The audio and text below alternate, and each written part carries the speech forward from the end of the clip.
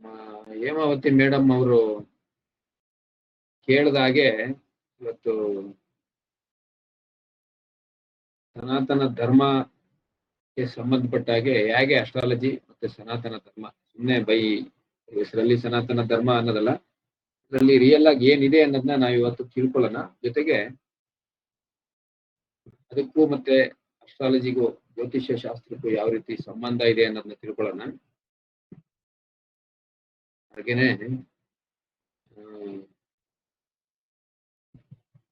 ಅರವಿಂದ್ ಶಂಕರಪ್ಪ ಅವರೇ, ನಾವು ನಿಧಾನಕ್ಕೆ ಒಂದ್ ಸ್ವಲ್ಪ ಶುರು ಮಾಡೋಣ. ನಿಧಾನಕ್ಕೆ ಸ್ವಲ್ಪ ಬೇಸಿಕಲಿ ಶುರು ಮಾಡಿ ಸ್ಟಾರ್ಟ್ ಮಾಡಿ.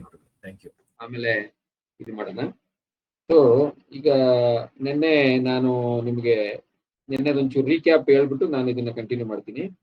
ಆಮೇಲೆ ಯಾವುದೇ ಕಾರ್ಯ ಶುರು ಮಾಡಿದ್ರೆ, ಯಾವುದೇ ನಮ್ಮ ಸನಾತನ ಧರ್ಮದಲ್ಲಾಗ್ಲಿ, ನಮ್ಮ ಈ ಹಿಂದೂ ಸಿಸ್ಟಮ್ ಆಗ್ಲಿ, ಆಮೇಲೆ ಅಸ್ಟ್ರಾಲಜಿ ಹೇಳೋದೇನ್ ಹೇಳ್ತದೆ ಅಂದ್ರೆ, ಯಾವುದೇ ಕಾರ್ಯ ನೀವು ಶುರು ಮಾಡಿದ್ಮೇಲೆ ಅದನ್ನ ಮೊದಲನೇ ದಿನ ಮಾಡೋದು ಮುಖ್ಯ ಅಲ್ಲ, ಅದನ್ನ ಎರಡನೇ ದಿನನೂ ನೀವು ಮಾಡಬೇಕು.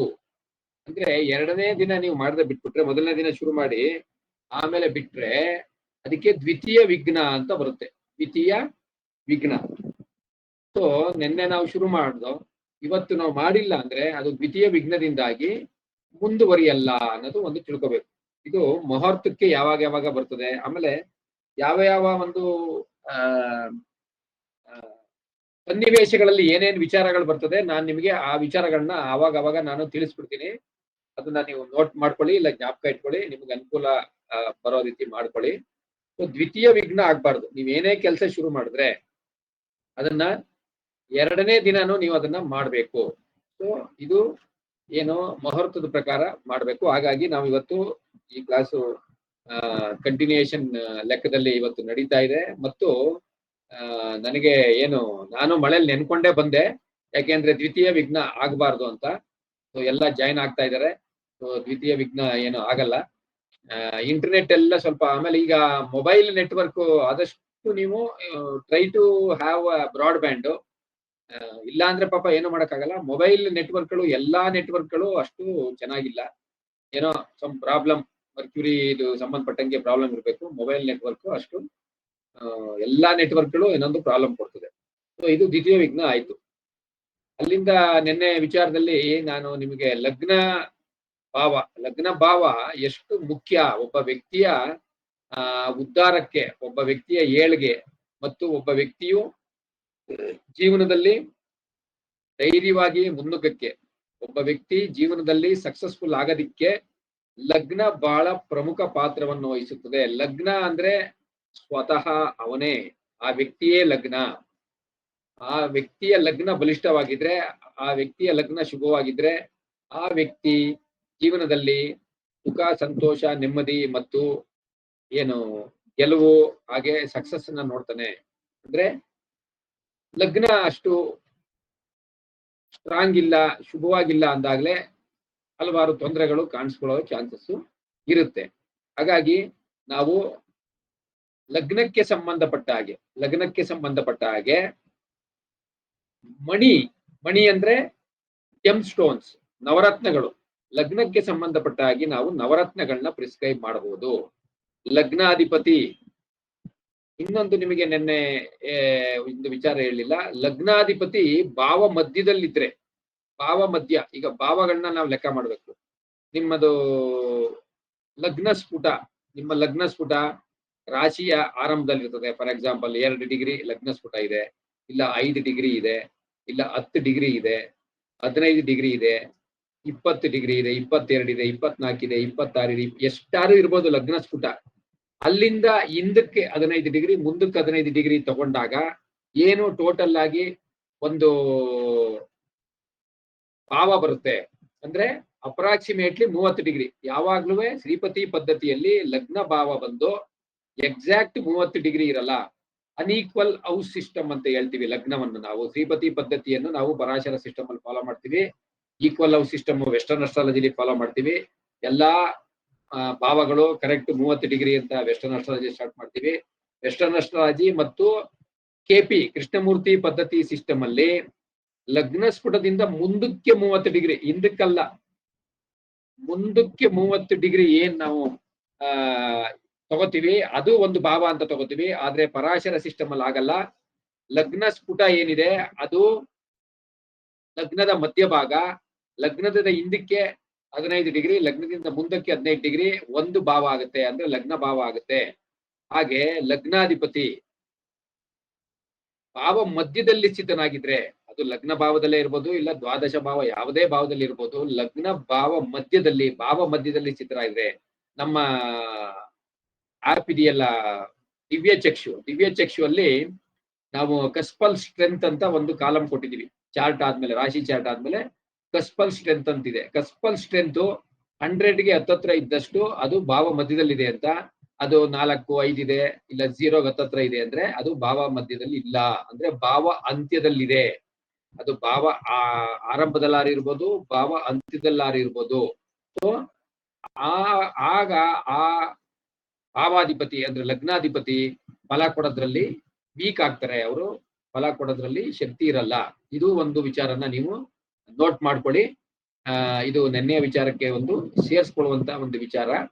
ಹಾಗೆ ಇನ್ನೊಂದು ವಿಚಾರ ಏನಂದ್ರೆ, ಈಗ ನಾವು ಲಗ್ನ ಭಾವಕ್ಕೆ ಹೇಗೆ ನಾವು ಲಗ್ನಾಧಿಪತಿ 6, 8, 12ಕ್ಕೆ ಹೋದ್ರೆ ಅದು ಶುಭ ಫಲ ಕೊಡಕ್ಕೆ ಆಗಲ್ಲ. ಅದೇ ರೀತಿ 6, 8, 12ನೇ ಅಧಿಪತಿಗಳು ಲಗ್ನ ಭಾವದಲ್ಲಿ ಬಂದ್ರೆ ದೇಹ ಕಷ್ಟ ಯೋಗ. ಲಗ್ನಾಧಿಪತಿ 6, 8, 12ಕ್ಕೆ ಹೋದ್ರೆ ದೇಹ ಕಷ್ಟ ಯೋಗ ಅಂತ ಹೇಳ್ತೀವಿ. ಅದೇ ರೀತಿ ಎಲ್ಲಾ ಭಾವಗಳಿಗೂ ಈಗೇನು ನಾನು ರೂಲ್ಸ್ ಹೇಳಿದ್ದೀನಿ ಇದನ್ನ ಪ್ರತಿಯೊಂದು ಭಾವಗಳಿಗೂ ಅಪ್ಲೈ ಮಾಡಬೇಕು. ಆದ್ರೆ ಬೇರೆ ಭಾವಗಳಿಗೆ ಅಪ್ಲೈ ಮಾಡ್ಬೇಕಾದ್ರೆ 6, 8, 12ಗಳು ಆ ಭಾವದಿಂದ ತಗೋಬೇಕು. ಈಗ ಫಾರ್ ಎಕ್ಸಾಂಪಲ್ ಲಗ್ನ ಭಾವಕ್ಕೆ 6ನೇ ಭಾವ ದುಸ್ಥಾನ, 8ನೇ ಭಾವ ದುಸ್ಥಾನ, 12ನೇ ಭಾವ ದುಸ್ಥಾನ. 2ನೇ ಭಾವಕ್ಕೆ ಅಂದ್ರೆ ಯಾವುದು? 2ನೇ ಭಾವಕ್ಕೆ ಮತ್ತೆ ನೀವು 6, 8 ಅಂತ ತಗೋಬೇಡಿ. 2ನೇ ಭಾವಕ್ಕೆ 7ನೇ ಭಾವ, 2ನೇ ಭಾವಕ್ಕೆ 7ನೇ ಭಾವ, ಅಲ್ಲಿಂದ 6ನೇ ಭಾವ ಆಗುತ್ತೆ. 2ನೇ ಭಾವಾಧಿಪತಿ ಅಲ್ಲಿಂದ 7ಕ್ಕೆ ಹೋದ್ರೆ ಅದು ಏನಾಗುತ್ತೆ?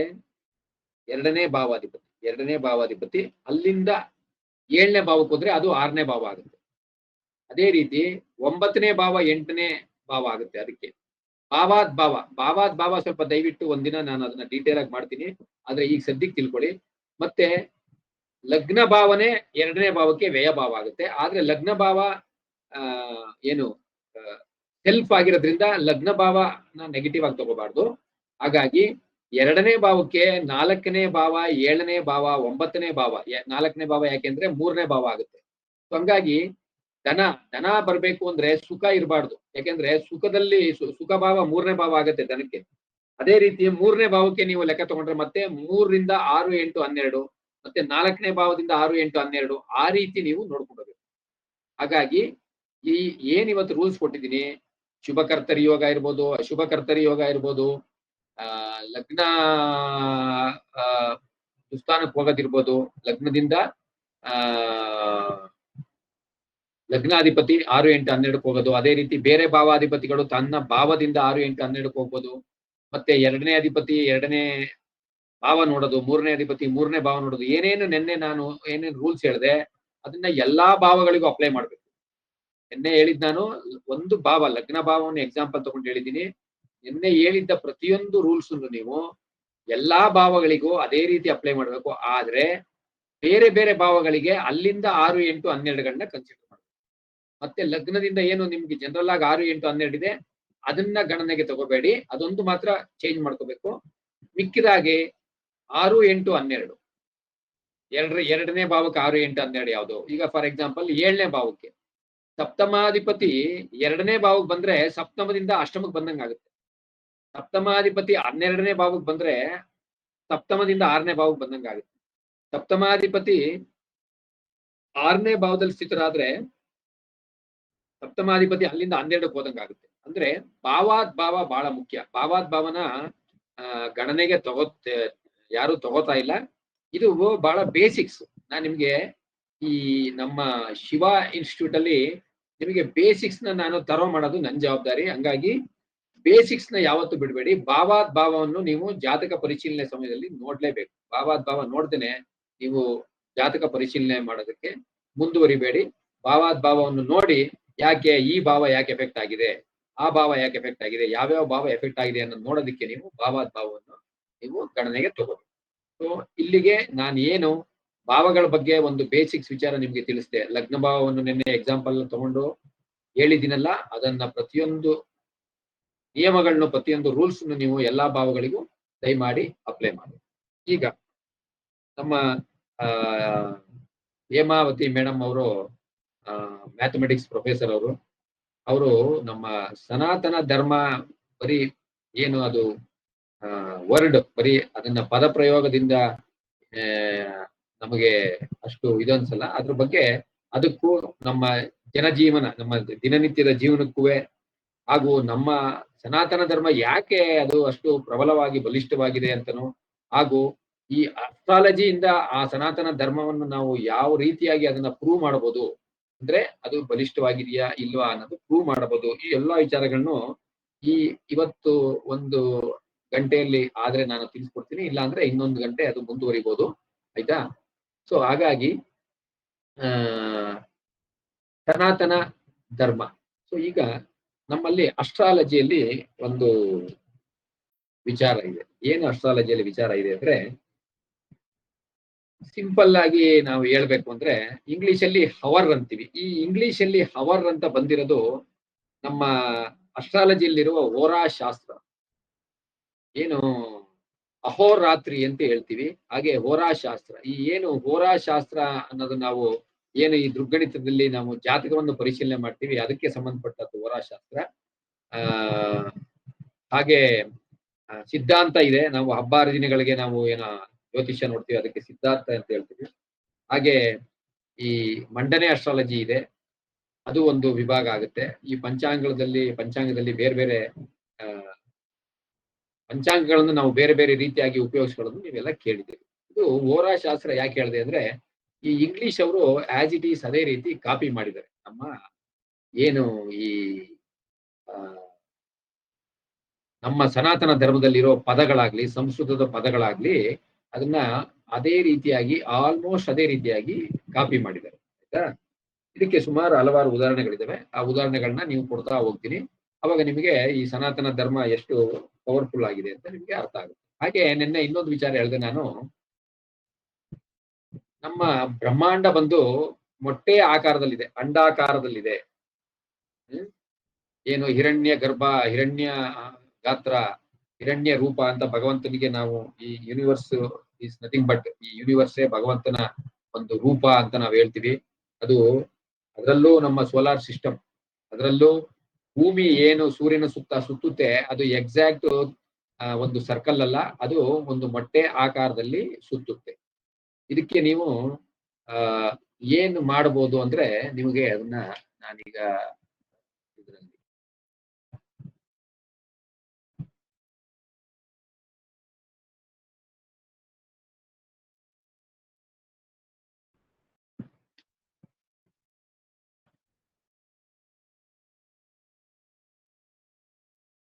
ವೈಟ್ ಮೀಟಿಂಗ್ ನೋಟ್ಸ್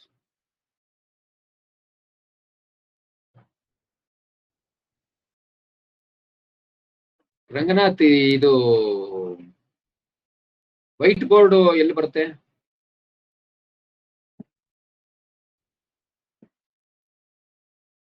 ಡೀಟೇಲ್ಸ್ ಒಂದು ನಿಮಿಷ ಸರ್. ಹಾ ಪ್ಲೀಸ್.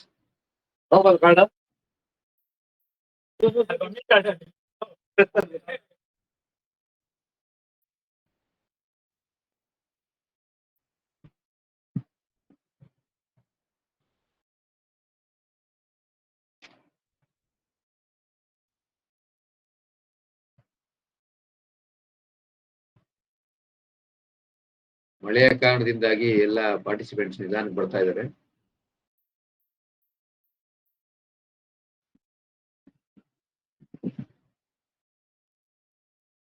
ಸರ್, ಇವತ್ತು ವೈಟ್ ಬೋರ್ಡ್ ಸಿಗಲ್ಲ, ನಾನು ನಾಳೆ ಆಕ್ಸೆಸ್ ಕೊಡ್ತೀನಿ. ತೊಂದರೆ ಇಲ್ಲ, ಆಯ್ತು, ತೊಂದರೆ ಇಲ್ಲ, ಇರ್ಲಿ.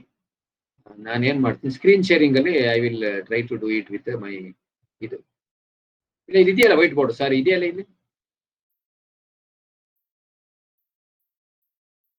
ನಾನು ಇಲ್ಲಿ ಅಂತ ಗೊತ್ತಾಗಿಲ್ಲ. Okay okay, fine.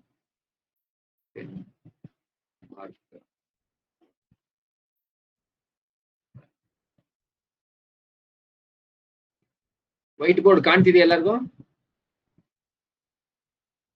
ಕಾಣಿಸ್ತಾ ಇದೆ ಗುರುಗಳೇ. Okay, thank you very much. ಎಷ್ಟು ಒಂದು ಕುಂಡಲಿ ಬರೀತೀನಿ ನಾನು. ಇಲ್ಲೇ ಶೇಪ್ಸ್ ಇದೆ, ಶೇಪ್ಸ್ ತಗೊಂಡ್ಬರ್ತೀನಿ.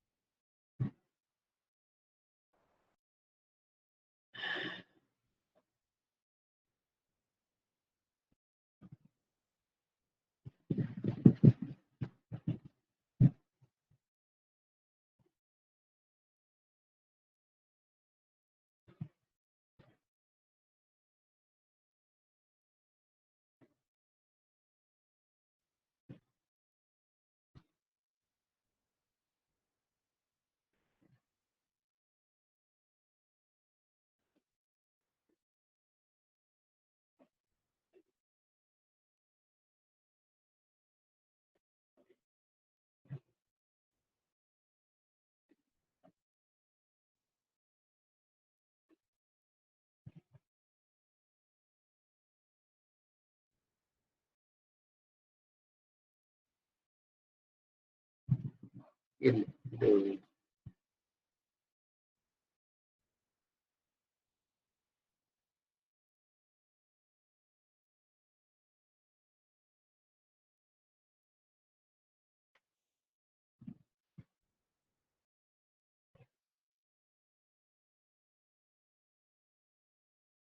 ಎಷ್ಟು ಒಂದು ಕುಂಡಲಿ ಬರೀತೀನಿ.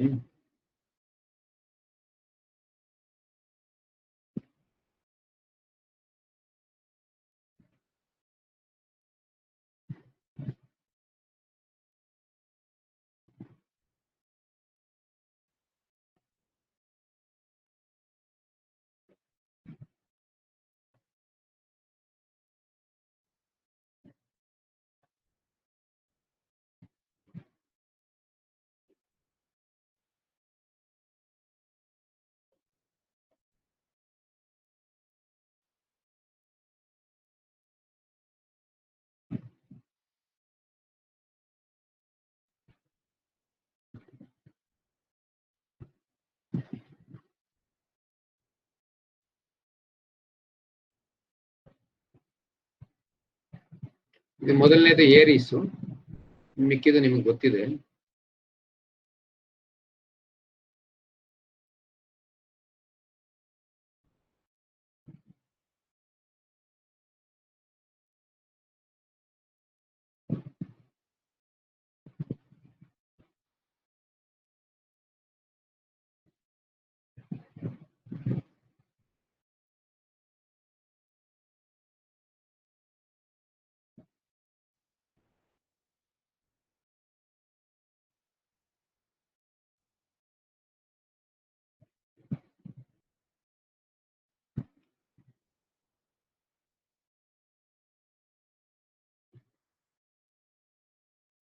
ಆಯ್ತು, ಸೂರ್ಯನ ಬ್ಲೂ ಮಾಡ್ಬಿಟ್ಟಿದ್ವಿ.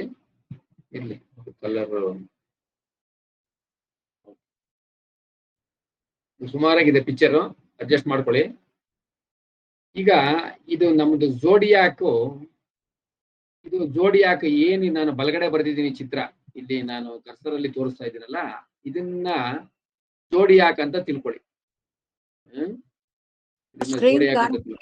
ಸ್ಕ್ರೀನ್ ಕಾಣಿಸ್ತಾ ಇಲ್ಲ, ಚಿತ್ರ ಕಾಣ್ತಾ ಇಲ್ವಾ? ಒಂದೇ ನಿಮಿಷ, ಸ್ಟಾಪ್ ಶೇರಿಂಗ್. ಸ್ಕ್ರೀನ್ ಶೇರಿಂಗ್ ಇದೆಯಲ್ಲ, ಯಾರಿಗೂ ಕಾಣ್ತಿಲ್ವಾ? ಇಲ್ಲ ಕಾಣಿಸ್ತಿದೆ ಸರ್. ಕಾಣಿಸ್ತಿದೆಯಂತೆ. ಯಾರ್ಯಾರು ಕಾಣ್ತಿಲ್ಲ? ನಂಗೆ ಕಾಣ್ತಾ ಇಲ್ಲ ಸರ್, ನಾವೇ ನಮ್ದಲ್ಲಿ ಸೆಟ್ ಮಾಡ್ಕೋಬೇಕಾ? ಯಾಕೆ ಕಾಣ್ತಾ ಇಲ್ಲ? ರಂಗನಾಥ್, ಏನೇ ಪ್ರಾಬ್ಲಮ್? ಒಂಚೂರು ಕಾಣಿಸ್ತಾ ಇಲ್ಲ ಸರ್.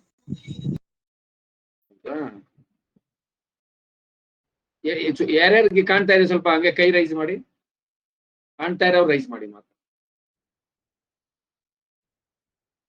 ಅರವಿಂದ್ ಶಂಕರಪ್ಪ ಅವರು ಕಾಣ್ತಾ ಇದೆ. ಇನ್ಯಾರಿಗೆ ಕಾಣ್ತಾ ಇದೆ?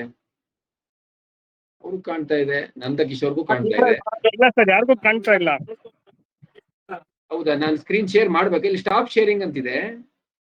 ಈಗ ನಾನು ಕ್ಲಿಕ್ ಮಾಡಿದ್ರೆ ಓಕೆ, ಏನು ವೈಟ್ ಬೋರ್ಡ್ ಕಾಣ್ತಿಲ್ಲ, ಏನು ಕಾಣ್ತಾ ಇಲ್ವಾ? ವೈಟ್ ಬೋರ್ಡ್ ಕಾಣ್ತಾ ಇದೆ. ಇವಾಗ ಕಾಣಿಸ್ತಿಲ್ಲ ಸರ್, ಇವಾಗ ಈಗ ಹೋಯ್ತು, ಈಗ ನಾ ತೆಗೆದೆ, ಈಗ ಹೋಯ್ತು ವೈಟ್ ಏನು ಬೋರ್ಡ್. ಕಾಣ್ತಿಲ್ಲ ಸರ್, ಏನು ಕಾಣ್ತಿಲ್ಲ. ಈಗ ಬಂತು ಸರ್, ಕಾಣಿಸ್ತಾ ಇದೆ ನೋಡಿ, ಈಗ ಬಂತು, ಈಗ ಬಂದಿದೆಯಲ್ಲ ಮತ್ತೆ. ಆಯ್ತು, ಇರ್ಲಿ, ತೊಂದರೆ ಇಲ್ಲ. ನಾನು I will do another method. ಏನು ಕಾಣ್ತಾ ಇಲ್ಲ ಅಂತ ಇದೆ, ಇರ್ಲಿ.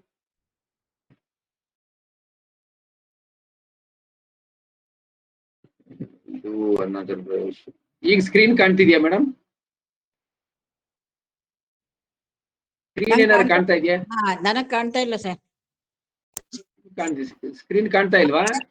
ಇಲ್ಲ ಕಾಣಿಸ್ತಾ ಇಲ್ಲ. ನಮ್ದೆಲ್ಲ ಏನಾದ್ರು ಸೆಟ್ ಮಾಡ್ಕೋಬೇಕು, ಅದು ಗೊತ್ತಾಗ್ತಾ ಇಲ್ಲ. ಸ್ಕ್ರೀನ್ ಕಾಣ್ತಿದ್ಯಾ?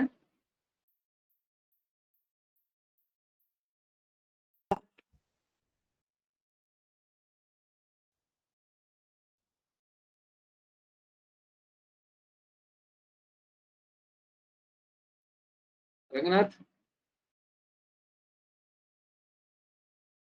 ಇಲ್ಲ ಸರ್, ಕಾಣಿಸ್ತಾ ಇಲ್ಲ ಆಕ್ಚುಲಿ. ಒಂದೇ ನಿಮಿಷ. ಏನಂದ್ರೆ ನಿಮ್ಗೆ ಇದನ್ನ ನಾನು ಇದು ಕೂಡ ಏನು ರೈಟ್ಸ್ ಕೂಡ ಕೊಡಕ್ ಆಗ್ತಾ. ಇವಾಗ ಕಾಣಿಸ್ತಾ ಇದೆ ಸರ್. ಸ್ಕ್ರೀನ್ ಕಾಣ್ತಿದೆ ಈಗ? ಈಗ ಕಾಣಿಸ್ತಾ ಇದೆ ಸರ್. ಈಗ ಬಂತು ಸರ್. ಸ್ಕ್ರೀನ್ ಕಾಣ್ತಾ ಇದೆ ಈಗ, ಎಲ್ಲರಿಗೂ ಸ್ಕ್ರೀನ್ ಕಾಣ್ತಾ ಇದೆ. ಓಕೆ, ಇದು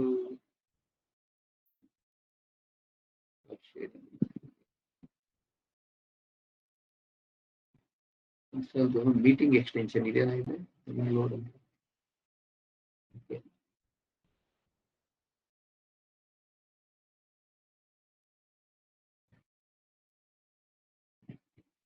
ಒಂದು ನಿಮಿಷ, ಸೂರ್ಯ ನಾವು ಮೀಟಿಂಗ್ ಅಲ್ಲೇ ಮಾಡ್ಕೊಳ್ಳೋಣ.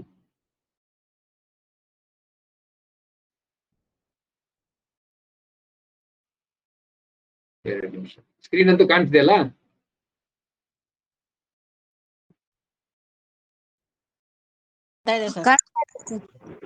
ಓಕೆ, ಎರಡು ನಿಮಿಷ ಹಾಗೆ.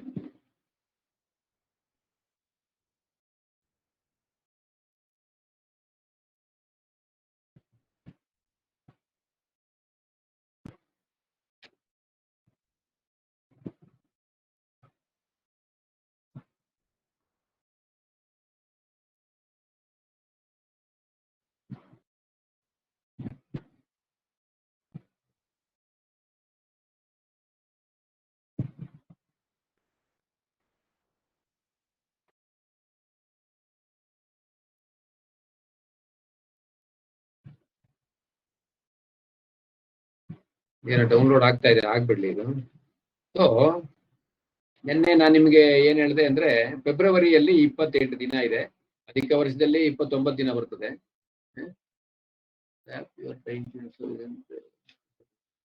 ಇದು ಡೌನ್ಲೋಡ್ ಮಾಡ್ಬೋದಾ, ಇನ್ಸ್ಟಾಲ್ ಮಾಡ್ಬೋದಾ ರಂಗನಾಥ್? ಇದು ಮೈಕ್ರೋಸಾಫ್ಟ್ ವೆರಿಫೈಡ್ ಅಂತ ಇಲ್ಲ ಅಂತಿದೆ. ಮಾಡ್ಬೋದು ಸರ್. ಆಗೋಯ್ತಾ?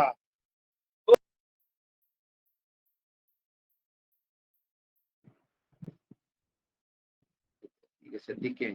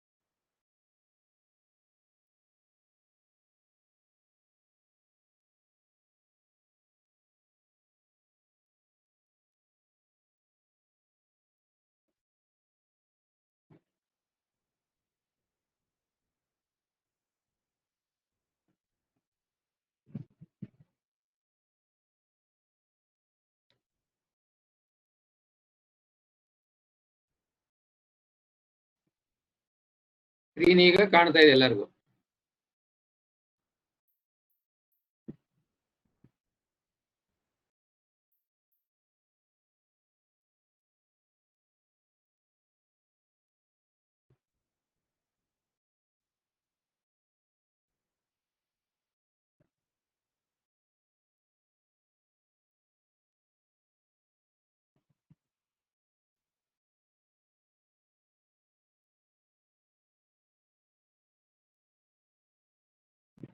ಫೆಬ್ರವರಿ 28 ದಿನ ಇದೆ ಅಂತ ನಿನ್ನೆ ಹೇಳಿದೆ.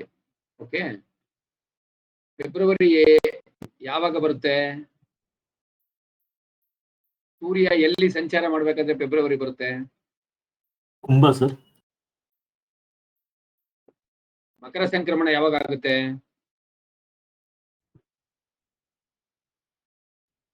ಮಕರ ಸಂಕ್ರಮಣ ಯಾವಾಗ ಆಗುತ್ತೆ? ಜನವರಿ ಸರ್. ಜನವರಿ 14 ಇಲ್ಲ 15 ಮಕರ ಸಂಕ್ರಮಣ ಆಗುತ್ತೆ. ಕರೆಕ್ಟ್ ಅಲ್ಲ?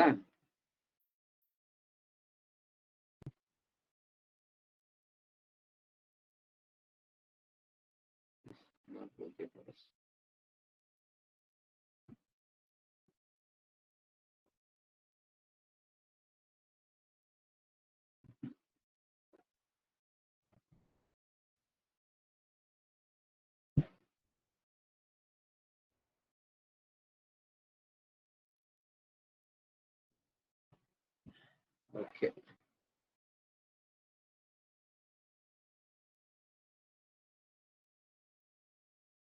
ಆಲ್ರೆಡಿ ಬರೆದಿದ್ನಲ್ಲ ಅದೇ ಚಿತ್ರನ ಈಗ ಇಲ್ಲಿ ಬರೀತಾ ಇದ್ದೀನಿ. ಸ್ವಲ್ಪ ಮೊಟ್ಟೆ ಶೇಪ್ ಅಂತ ಅನ್ಕೊಳ್ಳೋಣ.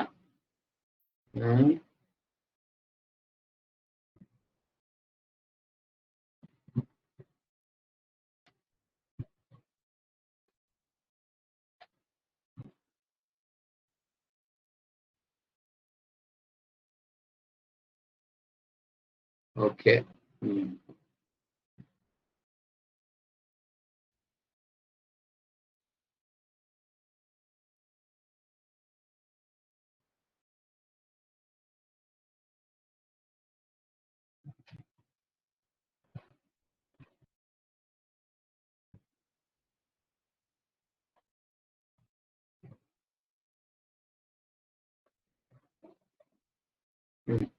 ಸೊ ಈಗ ನಿಮಗೆ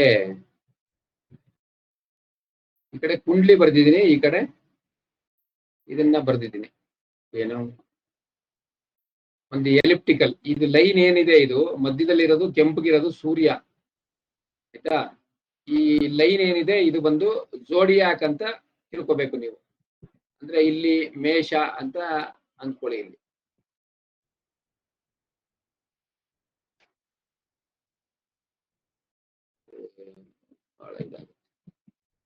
ಇಲ್ಲಿ ಈ ಸ್ಪಾಟ್ ಅಲ್ಲಿ ಮೇಷ ರಾಶಿ ಇದೆ ಅಂತ ಅಷ್ಟೇ.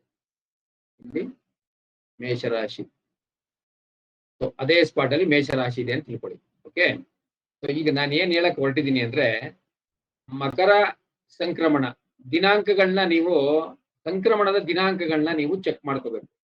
ಮಕರ ಸಂಕ್ರಮಣ ಯಾವಾಗ ಆಗುತ್ತೆ? 14 ಇಲ್ಲ 15 ಆಗುತ್ತೆ. ಅದೇ ಕುಂಭ ಸಂಕ್ರಮಣ 12ನೇ ತಾರೀಕು ಇಲ್ಲ 13ನೇ ತಾರೀಕು ಆಗುತ್ತೆ. ಒಂದು ಅದಕ್ಕಿಂತ ಮುಂಚೆ ಸಂಕ್ರಮಣಗಳ ಬಗ್ಗೆ ಬಹಳ ತಿಳುವಳಿಕೆ ಇರಬೇಕು. ಅಸ್ಟ್ರಾಲಜರ್ ಅಂದ್ರೆ ಅವರಿಗೆ ಆತನಿಗೆ ಪ್ರತಿಯೊಂದು ತಿಳುವಳಿಕೆನೂ ಇರಬೇಕು. ಅದರಲ್ಲೂ ಸಂಕ್ರಮಣಗಳು ಅಂದ್ರೇನು? ಸೂರ್ಯ ಒಂದು ರಾಶಿಯಿಂದ ಇನ್ನೊಂದು ರಾಶಿಗೆ ಸಂಚರಿಸುವ, ಅಂದ್ರೆ ಪ್ರವೇಶಿಸುವ ಸಮಯವನ್ನು, ಸೂರ್ಯ ಒಂದು ರಾಶಿಯಿಂದ ಇನ್ನೊಂದು ರಾಶಿಗೆ ಪ್ರವೇಶಿಸುವ ಸಮಯವನ್ನು ಸಂಕ್ರಾಂತಿ ಅಥವಾ ಸಂಕ್ರಮಣ, ಇಂಗ್ಲಿಷ್ ಅಲ್ಲಿ ಇಂಗ್ರೆಸ್, ಸೋಲಾರ್ ಇನ್ಗ್ರೆಸ್ ಅಂತಾರೆ.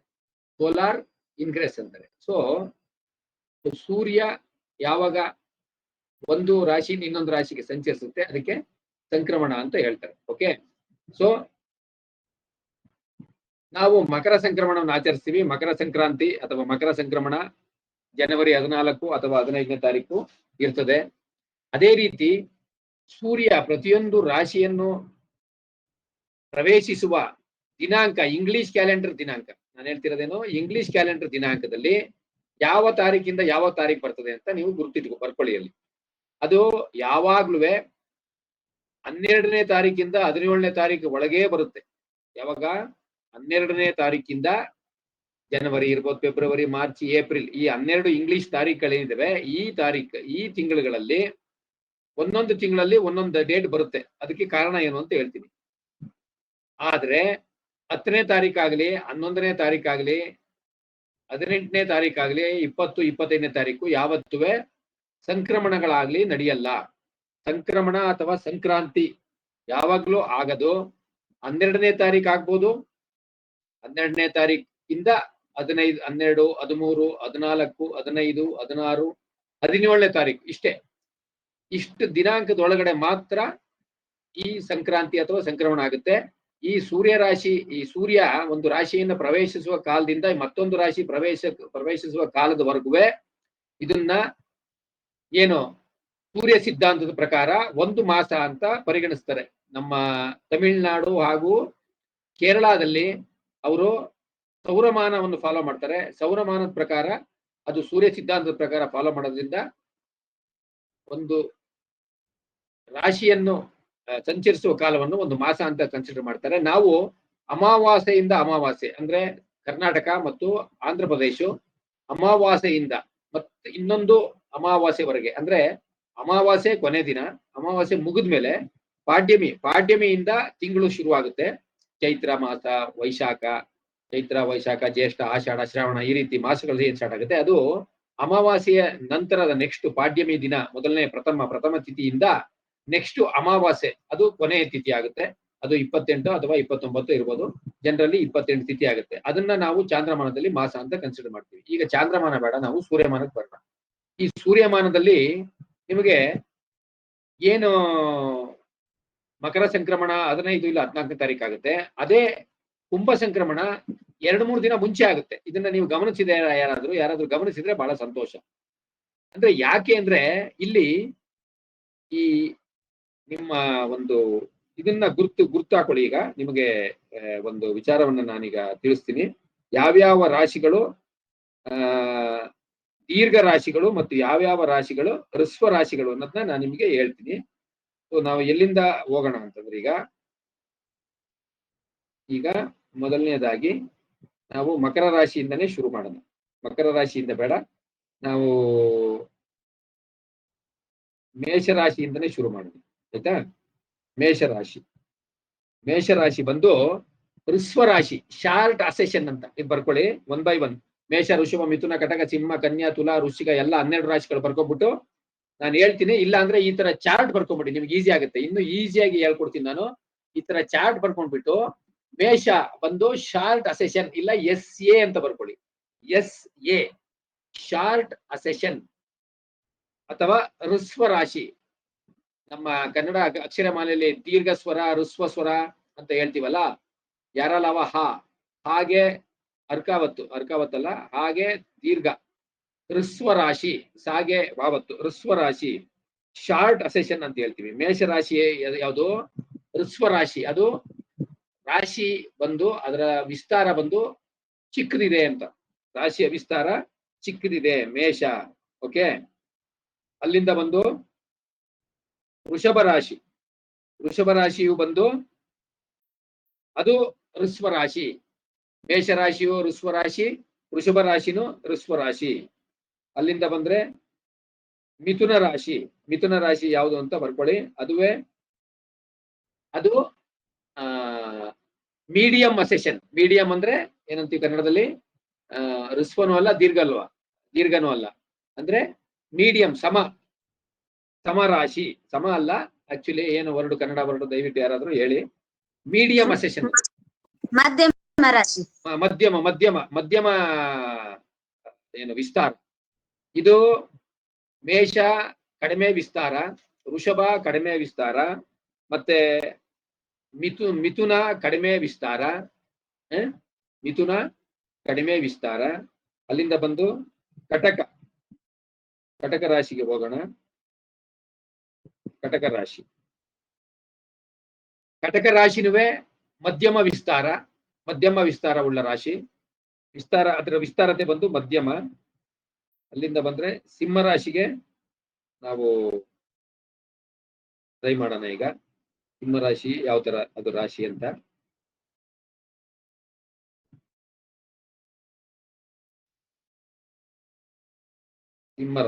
ಸಿಂಹ ರಾಶಿ ಬಂದು ದೀರ್ಘ ರಾಶಿ, ಲಾಂಗ್ ಅಸೆಷನ್. ಸಿಂಹ ರಾಶಿ ಬಂದು ದೀರ್ಘ ರಾಶಿ, ಲಾಂಗ್ ಅಸೆಷನ್. ಸಿಂಹ ಆದ್ಮೇಲೆ ಕನ್ಯಾ ರಾಶಿ.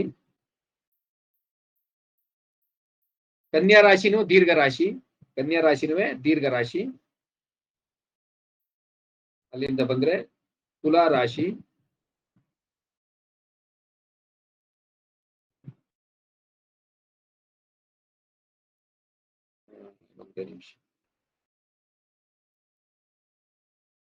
ತುಲಾ ರಾಶಿನೂ ಅದು ದೀರ್ಘ ರಾಶಿ, ತುಲಾ ರಾಶಿನೂ ದೀರ್ಘ ರಾಶಿ.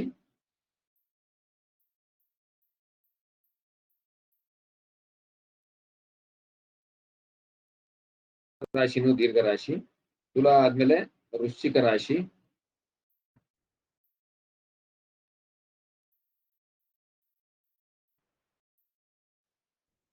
ವೃಶ್ಚಿಕ ರಾಶಿನೂ ಅದು ದೀರ್ಘ ರಾಶಿ, ವೃಶ್ಚಿಕ ರಾಶಿನೂ ದೀರ್ಘ ರಾಶಿ, ವೃಶ್ಚಿಕ ರಾಶಿನೂ ದೀರ್ಘ ರಾಶಿ. ಅಲ್ಲಿಂದ ನೆಕ್ಸ್ಟ್ ಬಂದ್ರೆ ಧನುರ್ ರಾಶಿ,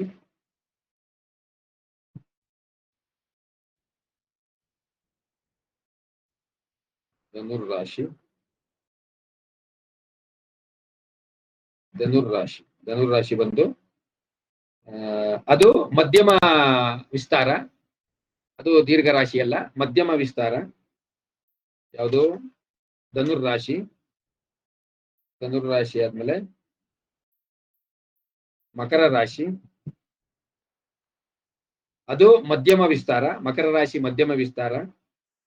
ಮತ್ತೆ ಕುಂಭ ರಾಶಿ,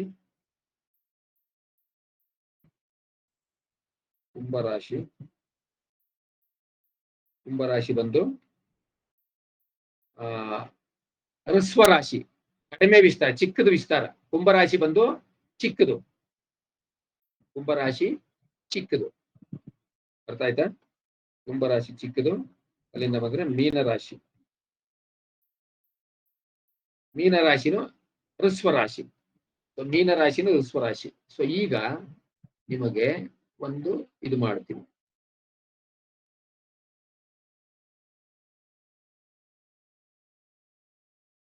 ಈಗ ಇಲ್ಲಿ ಒಂದು ಲೈನ್ ಹಾಕಿದ್ದೀನಿ, ಕರೆಕ್ಟಾ?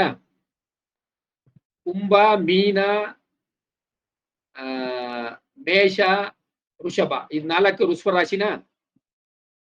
Correct or not? ನಾನು ಲೈನ್ ಹಾಕಿದ್ದೀನಲ್ಲ, ಇದು ಕರೆಕ್ಟಾ? ಪರ್ಫೆಕ್ಟ್ ಗುರುಗಳೇ. ಇದು ಪರ್ಫೆಕ್ಟ್. ಇದೆರಡು ಮೀಡಿಯಂ ರಾಶಿನ? ಹೌದು ಗುರುಗಳೇ. ಮತ್ತೆ ಇದೆರಡು ಮೀಡಿಯಂ ರಾಶಿನ? ಕರೆಕ್ಟ್. ಕರೆಕ್ಟಾ ಇಲ್ವಾ? ಕಮೆಂಟ್ ಮಾಡ್ಬೇಕು ನನಗೆ. ಕರೆಕ್ಟ್ ಇದೆ. 4 ದೀರ್ಘ ರಾಶಿನ? ದೀರ್ಘ ರಾಶಿ. ಕರೆಕ್ಟ್. ಕರೆಕ್ಟ್ ಇದೆಯಾ ಇಲ್ವಾ ಇದು? ಸೊ ಇಲ್ಲಿ ಏನು ನೀವು ತಿಳ್ಕೋಬೇಕು ಅಂದ್ರೆ, ಈ ಕಡೆ ಬಲಗಡೆ ಟಾಪ್ ಕಾರ್ನರ್ ಮೊದಲನೇದು, ಎರಡನೇದು, ಎಡಗಡೆ ಬಾಟಮ್ ಕಾರ್ನರು, ಕೆಳಗಡೆದು ಮೇಲ್ಗಡೆದು, ಇವೆರಡು ಮೀಡಿಯಂ ಅಸೆಷನ್ ಅಂದ್ರೆ ಮಧ್ಯಮ ವಿಸ್ತಾರ ಇದೆ. ಇಲ್ಲಿ ರೈಟ್ ಹ್ಯಾಂಡ್ ಬಾಟಮ್ ಕಾರ್ನರು ದೀರ್ಘ ರಾಶಿ ಅಂದ್ರೆ ಲಾಂಗ್ ಅಸೆಷನ್ ಇದೆ. ಟಾಪ್ ಲೆಫ್ಟ್ ಕಾರ್ನರು ಶಾರ್ಟ್ ಅಸೆಷನ್ ಇದೆ. ಕರೆಕ್ಟಾ? ಈಗ ನಾನು ಮಾರ್ಕ್ ಮಾಡಿರೋದು ಕರೆಕ್ಟಾ? ಈಗ ಈ ಮೊಟ್ಟೆ ಶೇಪ್ ಅಲ್ಲಿ, ಈ ಕಡೆ ಬಲಗಡೆ ಮೊಟ್ಟೆ ಶೇಪ್ ಅಲ್ಲಿ ಇದೆಯಲ್ಲ, ಇಲ್ಲಿ ನಮಗೆ ಇದು ಇಲ್ಲಿ ಟಾಪ್, ನಂದು ಕರ್ಸರ್ ಕಾಣ್ತಿದೆಯಲ್ಲ, ಇಲ್ಲಿಂದ ಈಗ ಇಲ್ಲೂ ಒಂದು ಇದಾಗ್ತೀನಿ.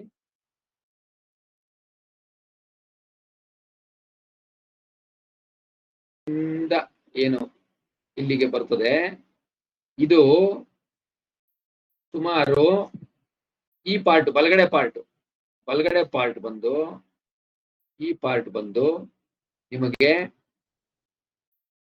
ಎಲ್ಲಿ ಬರ್ತದೆ ಅಂದ್ರೆ, ನಿಮಗೆ ಮಿಥುನ ರಾಶಿಯಿಂದ ವೃಶ್ಚಿಕ ರಾಶಿವರೆಗೆ ಬರ್ತದೆ. ಮಿಥುನ ರಾಶಿಯಿಂದ ವೃಶ್ಚಿಕ ರಾಶಿವರೆಗೆ 6 ರಾಶಿ, ಸರಿನಾ? ಬಲಗಡೆದ್ ಬಂದು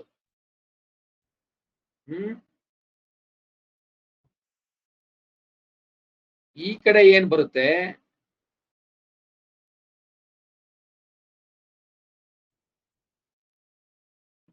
ಎಡಗಡೆ ಬರ್ದಿದ್ದೀನಲ್ಲ, ಇದು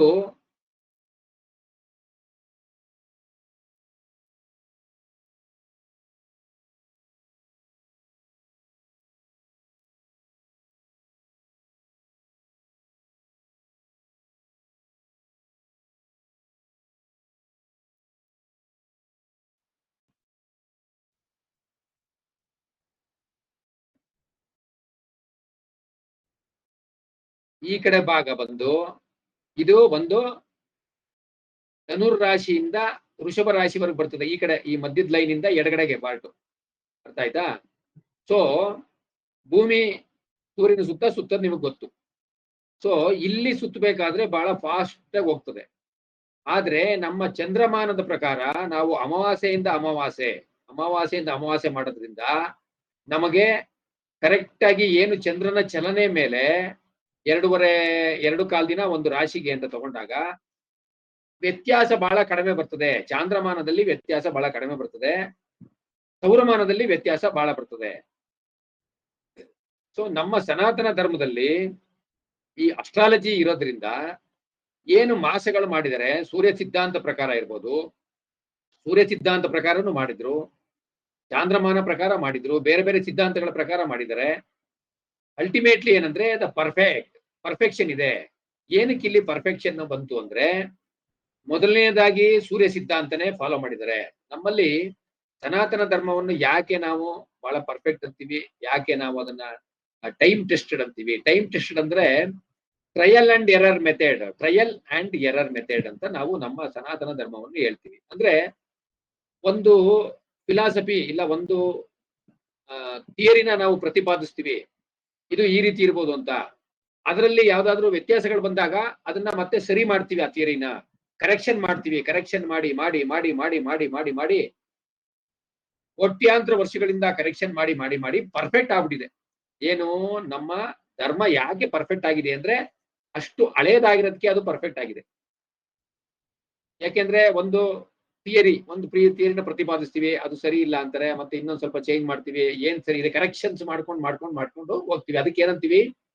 ಟ್ರಯಲ್ ಅಂಡ್ ಎರರ್ ಮೆಥಡ್ ಅಂತ ಹೇಳ್ತೀವಿ. ಟ್ರಯಲ್ ಅಂಡ್ ಎರರ್ ಮೆಥಡ್ ಅಲ್ಲಿ ಆ ರೀತಿಯಾಗಿ ಅದು ಮುಂದುವರಿಯುತ್ತದೆ. ಅರ್ಥ ಆಯ್ತಾ? ಸೊ ಸೂರ್ಯ ಸಿದ್ಧಾಂತದಲ್ಲಿ ಮಾಡಿದ್ರು, ವ್ಯತ್ಯಾಸ ಬಂತು. ಆಮೇಲೆ ಚಾಂದ್ರಮಾನ ಶುರು ಮಾಡಿದ್ರು. ಚಾಂದ್ರಮಾನದಲ್ಲಿ ನಮ್ಮಲ್ಲಿ ದಕ್ಷಿಣ ಭಾರತದಲ್ಲಿ ಅಮಾವಾಸ್ಯೆಯಿಂದ ಅಮಾವಾಸ್ಯೆ ತಗೋತೀವಿ. ಉತ್ತರ ಭಾರತದಲ್ಲಿ ಕೆಲವು ಕಡೆ ಪೌರ್ಣಮಿಯಿಂದ ಪೌರ್ಣಮಿಯನ್ನ, ರಾಜಸ್ಥಾನ್, ಗುಜರಾತ್ ಆ ಕಡೆ ಎಲ್ಲ ಪೌರ್ಣಮಿ ಟು ಪೌರ್ಣಮಿ ಮಾಸ ಅಂತ ಕನ್ಸಿಡರ್ ಮಾಡ್ತಾರೆ. ಅವರವರ ಪ್ರದೇಶ ಅಂದ್ರೆ ಅವರವರ ಜಿಯಾಗ್ರಫಿಕಲ್ ರೀಜನ್ಗೆ ಯಾವ್ದು ಅನುಕೂಲ ಅದ್ರ ಪ್ರಕಾರ ಅದು ಫಾಲೋ ಮಾಡ್ತಾರೆ ಹೊರತು ಅದರಲ್ಲಿ ಬೇರೆ ವ್ಯತ್ಯಾಸ ಇಲ್ಲ. ಸೊ ಇಲ್ಲಿ ಏನಾಗುತ್ತೆ ಅಂದ್ರೆ ನೋಡಿ, ಇಲ್ಲಿ ಸೂರ್ಯ ಧನುರ್ ರಾಶಿಯಿಂದ ವೃಷಭ ರಾಶಿ ಸಂಚಾರ ಮಾಡ್ಬೇಕಾದ್ರೆ ಬಹಳ ಫಾಸ್ಟ್ ಆಗಿ ಹೋಗ್ತಾರೆ. ಅಂದ್ರೆ ಇದು ಆಲ್ಮೋಸ್ಟ್ ಉತ್ತರಾಯಣ ಅಂತ ತಗೊಳ್ಳಿ. ಆಲ್ಮೋಸ್ಟ್ ಉತ್ತರಾಯಣದಲ್ಲಿ ಇದು ಫಾಸ್ಟ್ ಇದೆ. ಅಂದ್ರೆ ಏನು, ಮಕರ ಸಂಚಾರ ಮಾಡಿದ್ಮೇಲೆ ಅಪ್ ಟು ವೃಷಭ ರಾಶಿವರೆಗೂ, ಮಕರದಿಂದ ವೃಷಭ ರಾಶಿ ಏನು ಅಪ್ ಟು ಮಿಥುನ ಉತ್ತರಾಯಣ, ಆದ್ರೆ ಆಲ್ಮೋಸ್ಟ್ ಇದ್ರಲ್ಲಿದೆ. ಸೊ ಇಲ್ಲಿ ಏನಾಗುತ್ತೆ ನಿಮಗೆ, ಅವರು ಏನು ನಮ್ಮ ಇಂಗ್ಲಿಷ್ ಸಿಸ್ಟಮ್, ಬ್ರಿಟಿಷ್ ಸಿಸ್ಟಮ್, ಅವ್ರು ಯಾವ ರೀತಿ ಈ ತಿಂಗಳುಗಳನ್ನ ಮಾಡಿದ್ರು ಅಂತ ನಿಮ್ಗೆ ಹೇಳ್ಬಿಡ್ತೀನಿ. ಮೊದಲನೇದಾಗಿ January, February, March, April, May, June, July, August ಇಲ್ಲಿವರೆಗೆ ಅವ್ರದ್ದು ಹೆಸರು ಇಡೋದು, ತಿಂಗಳಿಗೆ ಹೆಸರು ಇಡೋದು ನಿಂತೋಯ್ತು. ಎಲ್ಲಿಂದ? ಜನವರಿಯಿಂದ ಆಗಸ್ಟ್ ವರೆಗೆ ಅವರು ತಿಂಗಳಿಗೆ ಹೆಸರು ಇಡೋದು ಅಲ್ಲಿಗೆ ನಿಂತೋಯ್ತು. ಯಾಕೆ ಅಂದ್ರೆ ಅವರ ರಾಜರುಗಳು ಏನು ಜೂಲಿಯಟ್ ಸೀಸರ್ ಇರ್ಬೋದು, ಆಗಸ್ಟ್ ಸೀಸರ್ ಇರ್ಬೋದು, ಇವ್ರು ಏನು ಅಲ್ಲಿ ರೋಮಲ್ಲಿ ರಾಜರುಗಳಿದ್ರು ಅಲ್ಲಿಂದನೇ ಈ ತಿಂಗಳುಗಳಿಗೆ ಹೆಸರು ಇಡಕ್ ಶುರು ಮಾಡಿತ್ತು ಯುರೋಪ್ ಇಂದ. ಸೊ ಅವ್ರು ಏನ್ ಮಾಡಿದ್ರು, ಡಿಸೆಂಬರ್ ಏನು ಯೇಸು ಕ್ರಿಸ್ತ ಅವರು ಮರಣ ಹೊಂತಾರೆ, 25 ಇದಕ್ಕೆ ಅವ್ರಿಗೆ ಕ್ರೂಸಿಫೈಡ್ ಮಾಡ್ತಾರೆ.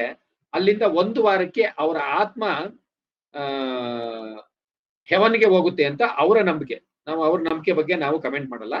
ಸೊ ಅವತ್ತು ಹೊಸ ವರ್ಷ ಸ್ಟಾರ್ಟ್ ಆಯ್ತು ಅಂತ ಅವ್ರು ಲೆಕ್ಕಾಚಾರ ಇಟ್ಕೊಂಡ್ರು. ಅವತ್ತು ಹೊಸ ವರ್ಷ ಅಂತ ಶುರು ಮಾಡಿ ಅಲ್ಲಿಂದ ಅವ್ರು ಏನ್ ಮಾಡಿದ್ರು, 30 ದಿನ ಅಂತ ಏನೋ ಮಾಡ್ಬಿಟ್ರು. ಅದು ಸರಿ ಬರ್ಲಿಲ್ಲ ಅವ್ರಿಗೆ. ಯಾಕೆಂದ್ರೆ 365 ದಿನ.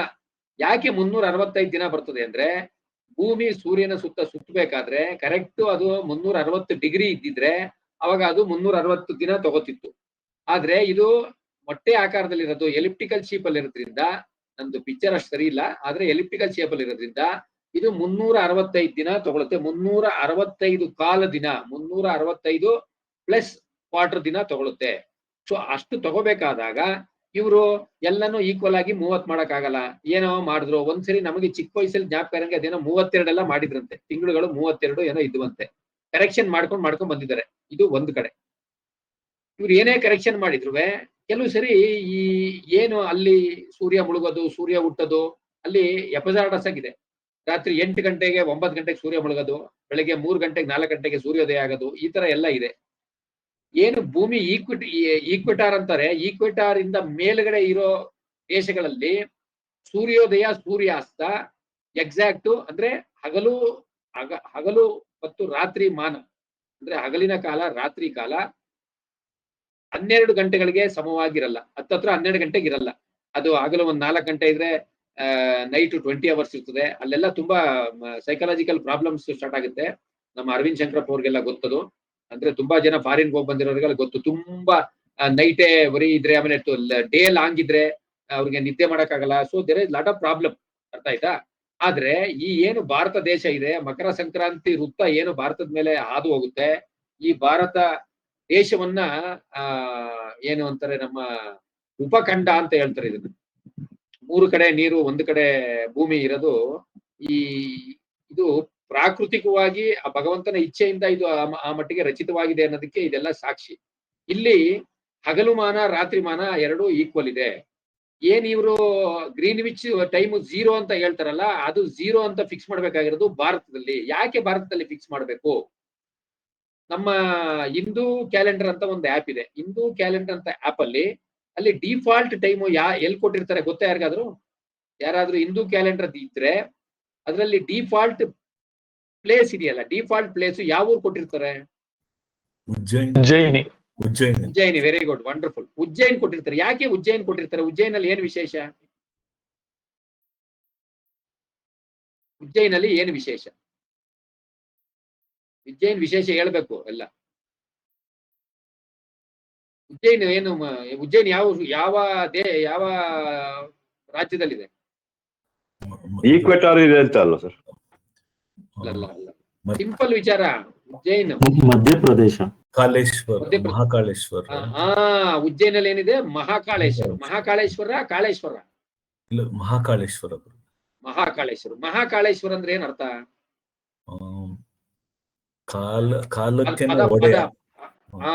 ಯಾವ ಕಾಲಕ್ಕೆ? ಕಾಲಕ್ಕೆ ಒಡೆಯ ಕಾಳೇಶ್ವರ. ಮಹಾಕಾಳೇಶ್ವರ ಅಂದ್ರೆ is the lord for time. ಅಂದ್ರೆ ಎಲ್ಲಾ ಕಾಲ ಅಂದ್ರೆ ಕಾಲಕ್ಕೂ ಅಂದ್ರೆ ಕಾಲ ಅಂದ್ರೆ ಯಮ ಅಲ್ಲ, ಸಮಯದ ಒಡೆಯ, ಸಮಯದ ಬಾಸ್. ಅದು centre point on this earth ಅಂತ. ನಿಮ್ದು Greenwich median GMT, Greenwich median time ಏನ್ ಇವರು ಲಂಡನ್ ತಗೊಂಡೋಗಿ ಎಳ್ಕೊಂಡಿಟ್ಟಿದ್ದಾರೆ, ಅದು ಶುದ್ಧ ಸುಳ್ಳು. ಸನಾತನ ಧರ್ಮ ಏನ್ ಹೇಳ್ತದೆ? ನಮ್ದು ಉಜ್ಜಯಿನ್ ಮಹಾಕಾಳೇಶ್ವರ ಲಿಂಗು ಇದೆಯಲ್ಲ, ಆ ಸ್ಪಾಟ್ ಇದೆಯಲ್ಲ, ಅದು centre of the earth. And ಅಲ್ಲಿ ಬಂದು ಹಗಲು ರಾತ್ರಿ ಕರೆಕ್ಟ್ ಆಗಿ 12 ಅವರ್ಸ್ ಆಗುತ್ತೆ. ಮತ್ತೆ GMT 0 ಬಂದು ಅಲ್ಲಿರುತ್ತೆ. ಅಲ್ಲಿಂದ ಪೂರ್ವಕ್ಕೆ ಹೋದ್ರೆ ಆಡ್ ಆಗುತ್ತೆ, ಪಶ್ಚಿಮಕ್ಕೆ ಹೋದ್ರೆ ಮೈನಸ್ ಆಗುತ್ತೆ. ಇದು ಒಂದು ವಿಚಾರ ತಿಳ್ಕೊಳ್ಳಿ. ಹಾಗೆ ಈ ಭೂಮಿ ಸುತ್ತಬೇಕಾದ್ರೆ ಏನಾಗುತ್ತೆ, ನಿಮಗೆ ಕುಂಭ ಸಂಕ್ರಮಣ ಬೇಗ ಆಗುತ್ತೆ. ಅದೇ ರೀತಿ ನಿಮಗೆ ಶಾರ್ಟ್ ಅಸೆಷನ್ ಇದೆ. ಕುಂಭ ಶಾರ್ಟ್ ಅಸೆಷನ್ ಅಂದ್ರೆ ರಾಶಿಗಳು ಚಿಕ್ಕದು, ಬೇಗ ಪಾಸ್ ಆಗುತ್ತೆ. ಮೀನ ಬೇಗ ಪಾಸ್ ಆಗುತ್ತೆ, ಮೇಷ ಬೇಗ ಪಾಸ್ ಆಗುತ್ತೆ, ವೃಷಭನು ಬೇಗ ಪಾಸ್ ಆಗುತ್ತೆ. ಟೈಮ್ ಹೆಂಗ್ ಅಡ್ಜಸ್ಟ್ ಮಾಡೋದು? ಇವ್ರು ಏನ್ ಮಾಡಿದ್ರು, ಜನವರಿ ಒಬ್ಬ ರಾಜನ ಹೆಸರಿಟ್ರು. ನಿಮ್ಗೆ ಹೇಳಿದ್ನಲ್ಲ, ಯೇಸು ಕ್ರಿಸ್ತನ್ ಇದಾದ್ಮೇಲೆ ಇವರು ವರ್ಷ ಶುರು ಮಾಡಿದ್ರು. 32 ಇಟ್ರು ಫಸ್ಟ್. ನಿಮ್ಗೆ 32 ಕೆಲವ್ರಿಗೆ ಜ್ಞಾಪಕ ಇದೆಯೇನೋ ಗೊತ್ತಿಲ್ಲ, ತಿಂಗಳಲ್ಲಿ 32 ಎಲ್ಲ ಇತ್ತು. ಅದಾದ್ಮೇಲೆ 31 ಮಾಡಿದ್ರು, ಕೆಲವು ತಿಂಗಳು 30 ಮಾಡಿದ್ರು. ಈ ಫೆಬ್ರವರಿ ತಗೊಂಡು 28 ಮಾಡಿದ್ರು. ಅಧಿಕ ವರ್ಷದಲ್ಲಿ 29 ಮಾಡಿದ್ರು. ಆಯ್ತು, 28, 29. But it is not equal to other ಬೇರೆ ತಿಂಗಳಷ್ಟು ಈಕ್ವಲ್ ಇಲ್ಲ. ಯಾಕೆ ಅಂತಂದ್ರೆ ನಿಮಗೆ ಅಲ್ಲಿ ಸೂರ್ಯ ಅಲ್ಲ ಭೂಮಿ ಬೇಗ ಸಂಚಾರ ಆಗೋದ್ರಿಂದ, ನಾವು ಸೌರಮಾನದ ಪ್ರಕಾರ ನೋಡಿದ್ರೆ ಸೂರ್ಯ ಸಂಚಾರ ಆಗ್ತದೆ ಅಂತ ಹೇಳ್ತೀವಿ. ಆಕ್ಚುಲಿ ಭೂಮಿ ಸೂರ್ಯನ ಸುತ್ತೋದು. ಈ ಮೊಟ್ಟೆ ಶೇಪ್ ಅಲ್ಲಿ ಇರೋದ್ರಿಂದ ಅಲ್ಲಿ ಬಹಳ ಬೇಗ ಹೋಗುತ್ತೆ, ಡಿಸ್ಟೆನ್ಸ್ ಕಡಿಮೆ ಇದೆಯಲ್ಲ. ನೀವೇ ನೋಡಿ ಅಲ್ಲಿ ನಂದು ಪಿಕ್ಚರ್ ಶೇಪ್ ಸರಿ ಇಲ್ಲದೆ ಇರ್ಬೋದು. ನಿಮಗೆ ಒಂದು ಮೊಟ್ಟೆನ ಅಡ್ಡಡ್ಡಾಗಿಟ್ರೆ ಎಡಗಡೆ ಮೊಟ್ಟೆ ಶೇಪು ಸ್ವಲ್ಪ ನ್ಯಾರೋ ಇರ್ತದೆ, ಬಲಗಡೆ ಮೊಟ್ಟೆ ಶೇಪು ಸ್ವಲ್ಪ ಬ್ರಾಡ್ ಆಗಿರ್ತದೆ. Correct or not? ತಾನೆ ಮೊಟ್ಟೆದು ಇಮೇಜ್ ತಗೊಂಡ್ರೆ. ಹೌದು.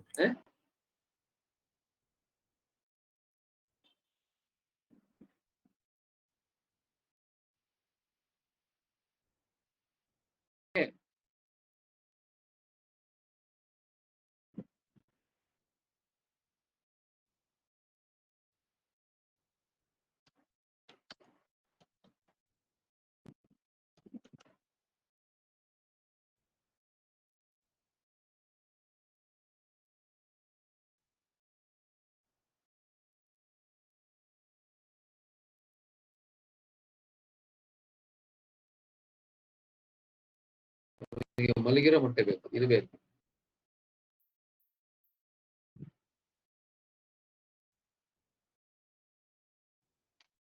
ಎಲ್ಲ ಬೇಡ.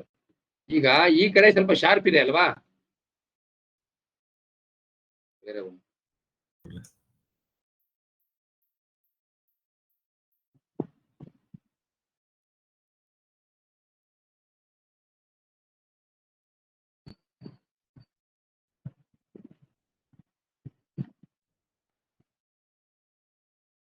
ಈಗ ಎಡಗಡೆ ಸ್ವಲ್ಪ ಶಾರ್ಪ್ ಇದೆ, ಬಲಗಡೆ ಸ್ವಲ್ಪ ರೌಂಡ್ ಇದೆ. ಇನ್ನು ಒಳ್ಳೆ ಮೊಟ್ಟೆ ಸಿಗುತ್ತೆ ನೋಡೋಣ. ನೋಡಿ ಇಲ್ಲಿ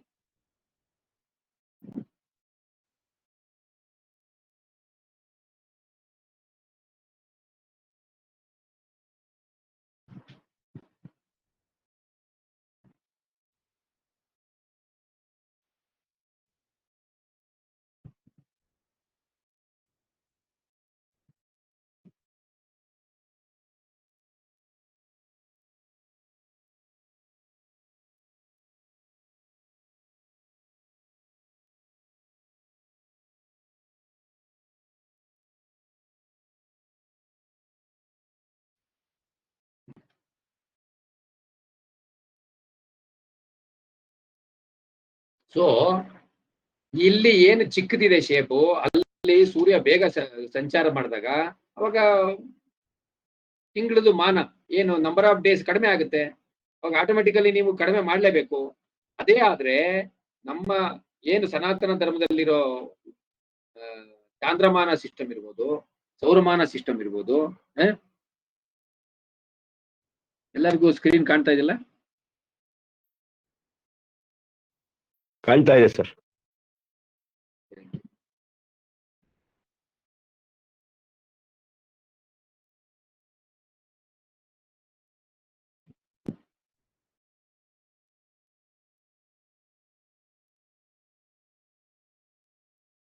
ಸೊ ಇದು ಏನು ನಮ್ಮ ಬೇಕಾಗಿರೋ ಶೇಪ್ ಎಲ್ಲೂ ಸಿಗ್ತಾ ಇಲ್ಲ.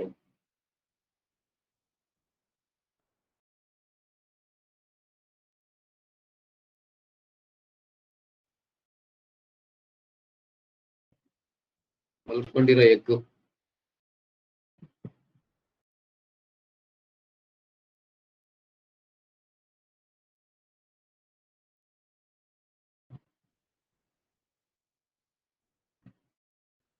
ಆಯ್ತು, ಇದನ್ನೇ ತಗೊಳ್ಳೋಣ.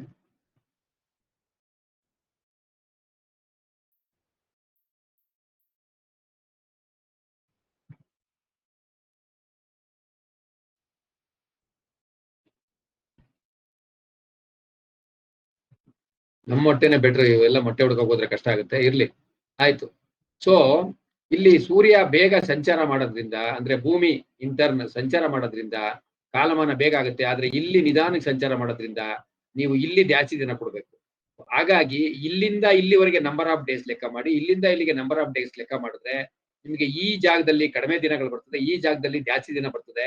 ಹಂಗಾಗಿ 2 ದಿನನ ಜುಲೈ ಆಗಸ್ಟ್ ಅಲ್ಲಿ 31 ಮಾಡಿಟ್ಟಿದ್ದಾರೆ. ಇಲ್ಲಿ 28 ಅಂದ್ರೆ 2 ದಿನನ ಇಲ್ಲಿ ಕಡಿಮೆ ಮಾಡಿಟ್ಟಿದ್ದಾರೆ. ಸೊ ಈ ಕಾರಣಕ್ಕಾಗಿ ಏನು ಇದು ನಮ್ಮಲ್ಲಿ ಫೆಬ್ರವರಿ 28 ದಿನ, ಜುಲೈ ಆಗಸ್ಟ್ 31 ದಿನ. ಈ ಕಾನ್ಸೆಪ್ಟ್ ನಿಮ್ಗೆ ಅರ್ಥ ಆಗಿದೆ ಅಂತ ತಿಳ್ಕೊತೀನಿ.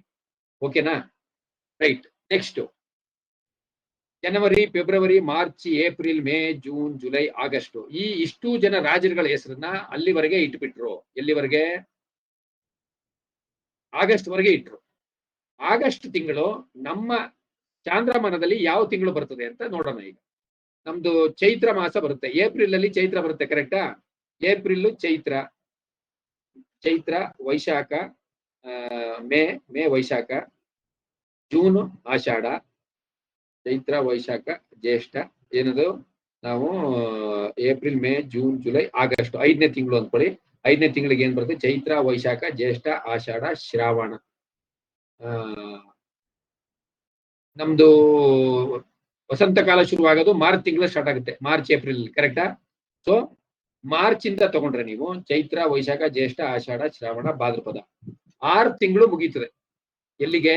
ಆಗಸ್ಟ್ಗೆ 6 ತಿಂಗಳು ಮುಗೀತಾ? ನಮ್ದು ಚಾಂದ್ರಮಾನ ಪದ್ಧತಿಯಲ್ಲಿ 6 ತಿಂಗಳು ಮುಗೀತದೆ. ಎಲ್ಲಿಗೆ? ಆಗಸ್ಟ್ಗೆ. ಆಲ್ಮೋಸ್ಟ್ ಆಗಸ್ಟ್ ಎಂಡ್ಗೆ 6 ತಿಂಗಳು ಮುಗಿಯುತ್ತೆ. ನೀವು ಬೇಕಾದ್ರೆ ಚೆಕ್ ಮಾಡ್ಕೊಳ್ಳಿ. ಚೈತ್ರ ವೈಶಾಖ ಜ್ಯೇಷ್ಠ ಆಷಾಢ ಶ್ರಾವಣ ಭಾದ್ರಪದ ಮಾಸ ಆಲ್ಮೋಸ್ಟ್ ನಿಮಗೆ ಗಣಪತಿ ಹಬ್ಬ ಹತ್ತತ್ರ ನಿಮಗೆ ಆಗಸ್ಟ್ ಎಂಡ್ ಅಲ್ಲಿ ಸೆಪ್ಟೆಂಬರ್ ಅಲ್ಲಿ ಬರ್ತದೆ, correct or not? Okay. Chaitra Vaishakha Jyeshtha Ashadha Shravana Bhadrapada. Okay. 7ನೇ ತಿಂಗಳಿಗೆ ಏನಂತೀವಿ ನಾವು? ನಮ್ಮ ಹಿಂದೂ ಸಿಸ್ಟಮ್ ಅಲ್ಲಿ ಸಪ್ತ ಅಂತ ಹೇಳ್ತೀವಿ. 7ಕ್ಕೆ ಸಪ್ತ, 8ಕ್ಕೆ ಅಷ್ಟ, 9ಕ್ಕೆ ನವ, 10ಕ್ಕೆ ದಶ ಅಂತ ಹೇಳ್ತೀವಿ. ಇವ್ರು ಏನ್ ಮಾಡಿದ್ರು? ಜೂಲಿಯಟ್ ಸೀಸರ್ ಆಯ್ತು, ಆಗಸ್ಟ್ ಸೀಸರ್ ಆಯ್ತು. ಆಗಸ್ಟ್ಗೆ ನಿಂತೋಯ್ತು ಅಲ್ಲಿಗೆ. ಆಮೇಲೆ ರಾಜನೂ ಇಲ್ಲ, ಯಾರು ಇಲ್ಲ, ಮುಗಿತು ಅವ್ರ ಕತೆ. ಆಮೇಲೆ ಏನ್ ಮಾಡಿದ್ರು ಅವರು? ನಮ್ಮ ಸಿಸ್ಟಮ್ ಫಾಲೋ ಮಾಡ್ಬಿಟ್ರು. 7ನೇ ತಿಂಗಳು ಸಪ್ತಮ ಸೆಪ್ಟೆಂಬರ್, 8ನೇ ತಿಂಗಳು ಅಷ್ಟಮ ಅಕ್ಟೋಬರ್, 9ನೇ ತಿಂಗಳು ನವಮ ನವೆಂಬರ್, 10ನೇ ತಿಂಗಳು ದಶಮ ಡಿಸೆಂಬರ್ ಮಾಡಿ ಮುಗಿಸ್ಬಿಟ್ಟು. ಇದು ಕಾನ್ಸೆಪ್ಟ್ ನಿಮ್ಗೆ ಅರ್ಥ ಆಗಿದೆ ಅಂತ ತಿಳ್ಕೊತೀನಿ.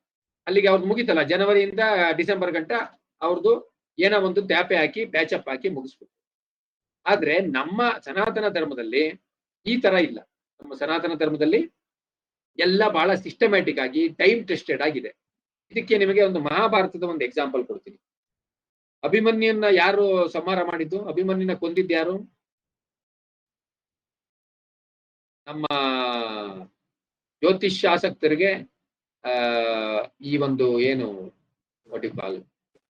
ಪುರಾಣದ ಪರಿಚಯ ಇರಬೇಕು, ಆಯ್ತಾ? ಅವಾಗ ಅದು ಬಹಳ ಚೆನ್ನಾಗಿರ್ತದೆ.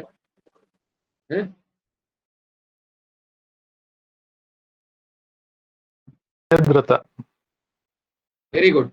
ಯಾರು ಕೊಂದಿದ್ದು? ಜಯದ್ರಥ.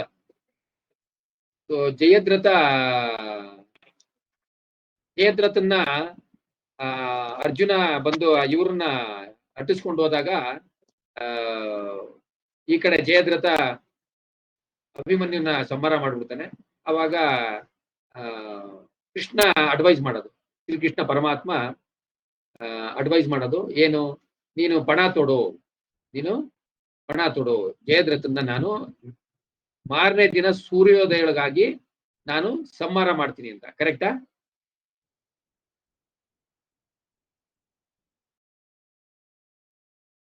ತಾನೆ? ಮಾರನೇ ದಿನ ಸೂರ್ಯೋದಯೊಳಗಾಗಿ ನಾನು ಜಯದ್ರಥನ ಸಂಹಾರ ಮಾಡ್ತೀನಿ ಅಂತ ನೀನು ಪ್ರತಿಜ್ಞೆ ತೊಡುವಂತ ಶ್ರೀಕೃಷ್ಣ ಪರಮಾತ್ಮನ ಅಡ್ವೈಸ್ ಮೇಲೆ ಅರ್ಜುನ ಪ್ರತಿಜ್ಞೆ ತೊಡ್ತಾನೆ. ಯಾಕೆ ಶ್ರೀಕೃಷ್ಣ ಪರಮಾತ್ಮ ಮಾರನೇ ದಿನ ನೆಕ್ಸ್ಟ್ ಡೇ ಅಂತ ಹೇಳಿದ್ದು ಅಂದ್ರೆ, ಆವತ್ತು ಚತುರ್ದಶಿ ಇತ್ತು. ಅಭಿಮನ್ಯು ಸತ್ತ ದಿನ ಚತುರ್ದಶಿ ಇತ್ತು. ಮಾರನೇ ದಿನ ಏನಾಗುತ್ತೆ? ಚತುರ್ದಶಿ ಆದ್ರೆ ಮಾರನೇ ದಿನ ಏನಾಗುತ್ತೆ?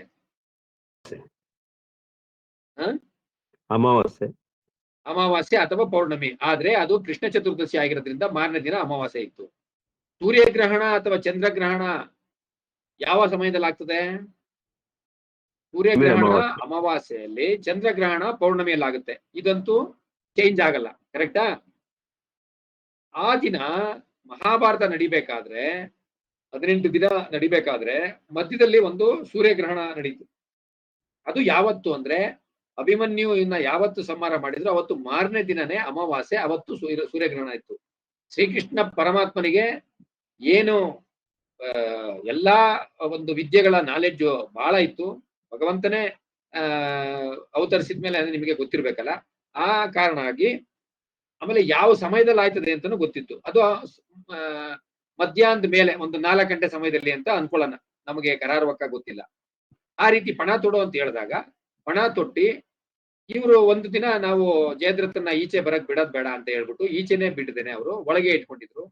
ಯಾವಾಗ ಗ್ರಹಣ ಸ್ಟಾರ್ಟ್ ಆಗಿ ಗ್ರಹಣ ಸಂಪೂರ್ಣ ಆಯ್ತು, ಏನು ಅಕ್ಕಿ ಎಲ್ಲ ಚಿಲಿಪಿಲಿ ಅಂತ್ಕೊಂಡು ಗೂಡು ಸೇರ್ಕೊಂಡು ಸೂರ್ಯಾಸ್ತ ಆಯ್ತು ಅಂತ ತಿಳ್ಕೊಂಡು ಜಯದ್ರಥನ ಈಚೆ ಬಂದ. ನಿನ್ನ ಪ್ರತಿಜ್ಞೆ ಮುರಿತು, ನೀನು ಶಸ್ತ್ರ ಎಲ್ಲ ತ್ಯಜಿಸ್ಬೇಕು ನಿನ್ನ ಇದ್ರ ಪ್ರಕಾರ ಅಂತ. ಅವಾಗ ಕೃಷ್ಣ ಹೇಳ್ತಾನೆ, ಈಗ ಹೂಡು ನಿನ್ನ ಬಾಣ, ಅವನನ್ನು ಸಂಹಾರ ಮಾಡು ಅಂತಾರೆ. ಅವಾಗ ಅರ್ಜುನ ಜಯದ್ರಥನ ಸಂಹಾರ ಮಾಡ್ತಾನೆ. ಅಂದ್ರೆ ಒಂದು ಸ್ಟ್ರಾಟಜಿ ಮಾಡಕ್ಕಾಗ್ಲಿ, ಯಾವುದೇ ವಿಚಾರಕ್ಕಾಗ್ಲಿ, ಯಾವ ರೀತಿ ಆ ಒಂದು ತಿಳುವಳಿಕೆ, ಒಂದು ಗ್ರಹಣದ ತಿಳುವಳಿಕೆ, ನಮ್ಮ ಶಾಸ್ತ್ರದ ತಿಳುವಳಿಕೆ, ಅಸ್ಟ್ರಾಲಜಿ ತಿಳುವಳಿಕೆ, ಅಸ್ಟ್ರಾನಮಿ ತಿಳುವಳಿಕೆ ಇದ್ರೆ ಎಷ್ಟು ಮಟ್ಟಿಗೆ ನಮಗೆ ಇದು ಅನುಕೂಲ ಆಗುತ್ತೆ ಅಂತ. ಅದೇ ರೀತಿ ರಾಮಾಯಣದಲ್ಲಿ ಈ ಲಕ್ಷ್ಮಣ ಏನು ಶ್ರೀಲಂಕಾ ಹತ್ರ ತಲುಪಿದಾಗ ಇಂಥ ನಕ್ಷತ್ರ ಅವಾಗ ಬೀಳ್ತಾ ಇತ್ತು, ಇಂಥ ದಿಕ್ಕಿನಲ್ಲಿ ಈ ನಕ್ಷತ್ರ ಇತ್ತು ಅಂತ ಪ್ರತಿಯೊಂದು ವಿಚಾರನು ಹೇಳ್ತಾರೆ. ಅಂದ್ರೆ ಆ ಸಮಯದಲ್ಲಿ ಶ್ರೀಲಂಕಾ ಏನು ಇವತ್ತು ಶ್ರೀಲಂಕಾ ಇದೆ ಆ ಜಾಗದಲ್ಲಿ ಕರೆಕ್ಟ್ ಆಗಿ ಏನು ಮಕರ ಸಂಕ್ರಾಂತಿ ವೃತ್ತ ಹೋಗ್ತಿದ್ದಾಗಿ ಹಗಲು ಮತ್ತು ರಾತ್ರಿ ಎರಡೂ ಸಮವಾಗಿ 12 ಗಂಟೆ ಇರುವಂತ ಸಮಯ ಆಗಿತ್ತು. ಈಗ ನಮ್ಮಲ್ಲಿ ಆಯನಾಂಶ ಅಂತ ನಾವು ಇದು ಮಾಡ್ತೀವಿ. ಆಯನಾಂಶ ಒಂದು 800-900 ವರ್ಷಕ್ಕೆ ಅದು ಮತ್ತೆ 0 ಆಗುತ್ತೆ. ಈಗ 24 ಪಾಯಿಂಟ್ ಸಮಥಿಂಗ್ ಆಯನಾಂಶ ಇದೆ. ಇವತ್ತಿಗೆ ಆಯನಾಂಶ ಎಷ್ಟಿದೆ? ಇವತ್ತಿಗೆ ಆಯನಾಂಶನ ಬಹಳ ಮುಖ್ಯವಾಗಿ ನೀವು ಗಮನಿಸಬೇಕು. ಆಯನಾಂಶನ ನೀವು ಬಹಳ ಮುಖ್ಯವಾಗಿ ಗಮನಿಸಬೇಕು. ಎಲ್ಲಿದೆ ಅದು?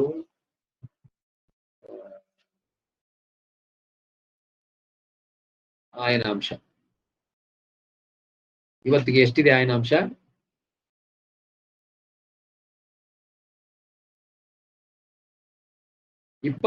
ಡಿಗ್ರಿ 11 ನಿಮಿಷ 41.73 ಸೆಕೆಂಡ್ ಇದೆ ಆಯನಾಂಶ.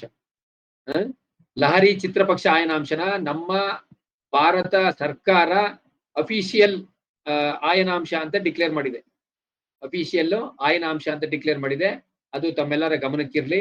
ಸೊ ಈ ರೀತಿಯಾಗಿ ಏನು ನಮ್ಮ ಅಂದ್ರೆ ಸನಾತನ ಧರ್ಮದ ವಿಚಾರ ನೀವು ಹೇಳ್ತಾ ಹೋದ್ರೆ ಒಂದಲ್ಲ ಎರಡಲ್ಲ ಸಾವಿರಾರು ವಿಚಾರಗಳಿದಾವೆ. ನಮ್ಮ ಚಾಂದ್ರಮಾನ ಸಿಸ್ಟಮ್ ಇರ್ಬೋದು, ಸೌರಮಾನ ಸಿಸ್ಟಮ್ ಇರ್ಬೋದು. ಹಾಗೆ ಈ ಏನು ಎಲೆಕ್ಟ್ರಿಸಿಟಿ ಬರೋದಕ್ಕಿಂತ ಮುಂಚಿತವಾಗಿ ಮಾತ್ರ ಪ್ರತಿಯೊಂದು ವಿಚಾರನು ಆರೋಗ್ಯದ ದೃಷ್ಟಿಯಿಂದ ಮಾತ್ರ ನೋಡ್ತಿದ್ರು. ಆರೋಗ್ಯವೇ ಭಾಗ್ಯ ಅಂತ ನೋಡ್ತಿದ್ರು. ಅಂದ್ರೆ ಒಂದು ಪ್ರವರ್ಬ್ ಇದೆ, ಏನಂದ್ರೆ ಋಣಾನುಬಂಧ ರೂಪೇಣ ಪಶು ಪತ್ನಿ ಸುತ ಆಲಯ ಅಂತ. ಇದರಲ್ಲಿ ಋಣಾನುಬಂಧದಲ್ಲಿ ಪತ್ನಿ ಸುತ ಆಲಯ ಓಕೆ. ಪಶು ಅಂದ್ರೆ ಏನು ಅಂತ ಯಾರಾದ್ರೂ ಎಕ್ಸ್ಪ್ಲೈನ್ ಮಾಡ್ತೀರಾ? ಯಾರಿಗಾರು ಗೊತ್ತಿದ್ಯಾ ಪಶು ಅಂದ್ರೆ ಏನು ಅಂತ? ಋಣಾನುಬಂಧ ರೂಪೇಣ ಪಶು ಪತ್ನಿ ಸುತ ಆಲಯ. ಪಶು ಅಂದ್ರೆ ಏನಕ್ಕೆ ಕಂಪೇರ್ ಮಾಡಿದ್ದಾರೆ ಸರ್? ಕೆಲವು ಪಂಡಿತರು ಪತಿ ಪತ್ನಿ ಅಂತಾನೆ ಹೇಳ್ತಾರೆ, ಪಶು ಅಂತ ಹೇಳ್ತಿಲ್ಲ ಕೆಲವು ಸಂಸ್ಕೃತ ಗ್ರಂಥಗಳಲ್ಲಿ. ಈಗ ಪಶು ಅಂತಾನೆ ತಗೊಳ್ಳೋಣ. ಪತಿ ಪತ್ನಿ ಬೇಡ, ಋಣಾನುಬಂಧ ರೂಪೇಣ ಪಶು ಪತ್ನಿ ಸುತ ಆಲಯ ಅಂತ. ಪಶು ಅಂತ ಹೇಳ್ತೀನಿ ಯಾಕೆ ಅಂತ ನಿಮಗೆ ನಾನು ಎಕ್ಸ್ಪ್ಲನೇಷನ್ ಕೊಡ್ತೀನಿ, ಆಮೇಲೆ ನೀವು ಅದ್ರ ಬಗ್ಗೆ ಡಿಬೇಟ್ ಮಾಡೋಣ, ತೊಂದರೆ ಇಲ್ಲ. ಪಶು ಅಂದ್ರೆ ಏನು?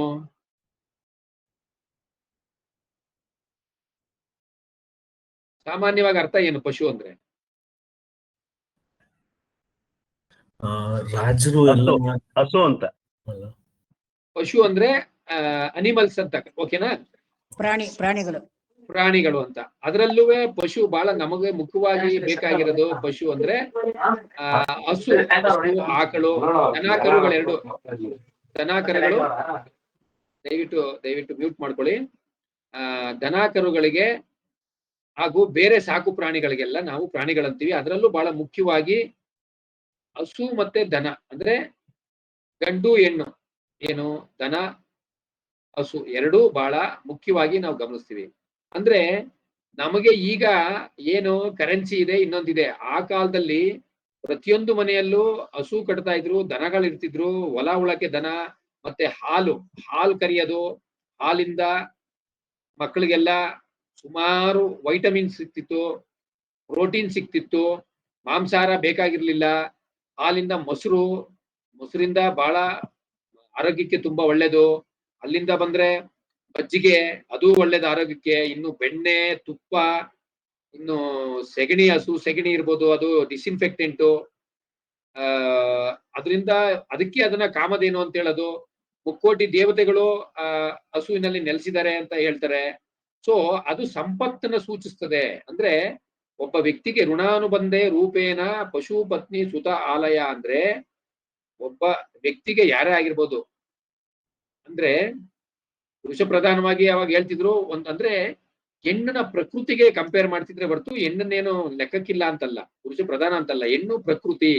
ಹೆಣ್ಣು ಅಂದ್ರೆ ಅದು ಒಂದು ವಿಶೇಷವಾದ ಒಂದು ವಿಚಾರ ಅಂತ ಮಾಡ್ತಿದ್ರೆ ಹೊರತು ಅದನ್ನೆಲ್ಲ over A period of time ಬೇರೆ ಕಲ್ಚರ್ ಎಲ್ಲ ಮಿಕ್ಸ್ ಆದ್ಮೇಲೆ ಅದು ಬೇರೆ ತರ ರೂಪ ತಗೋದು.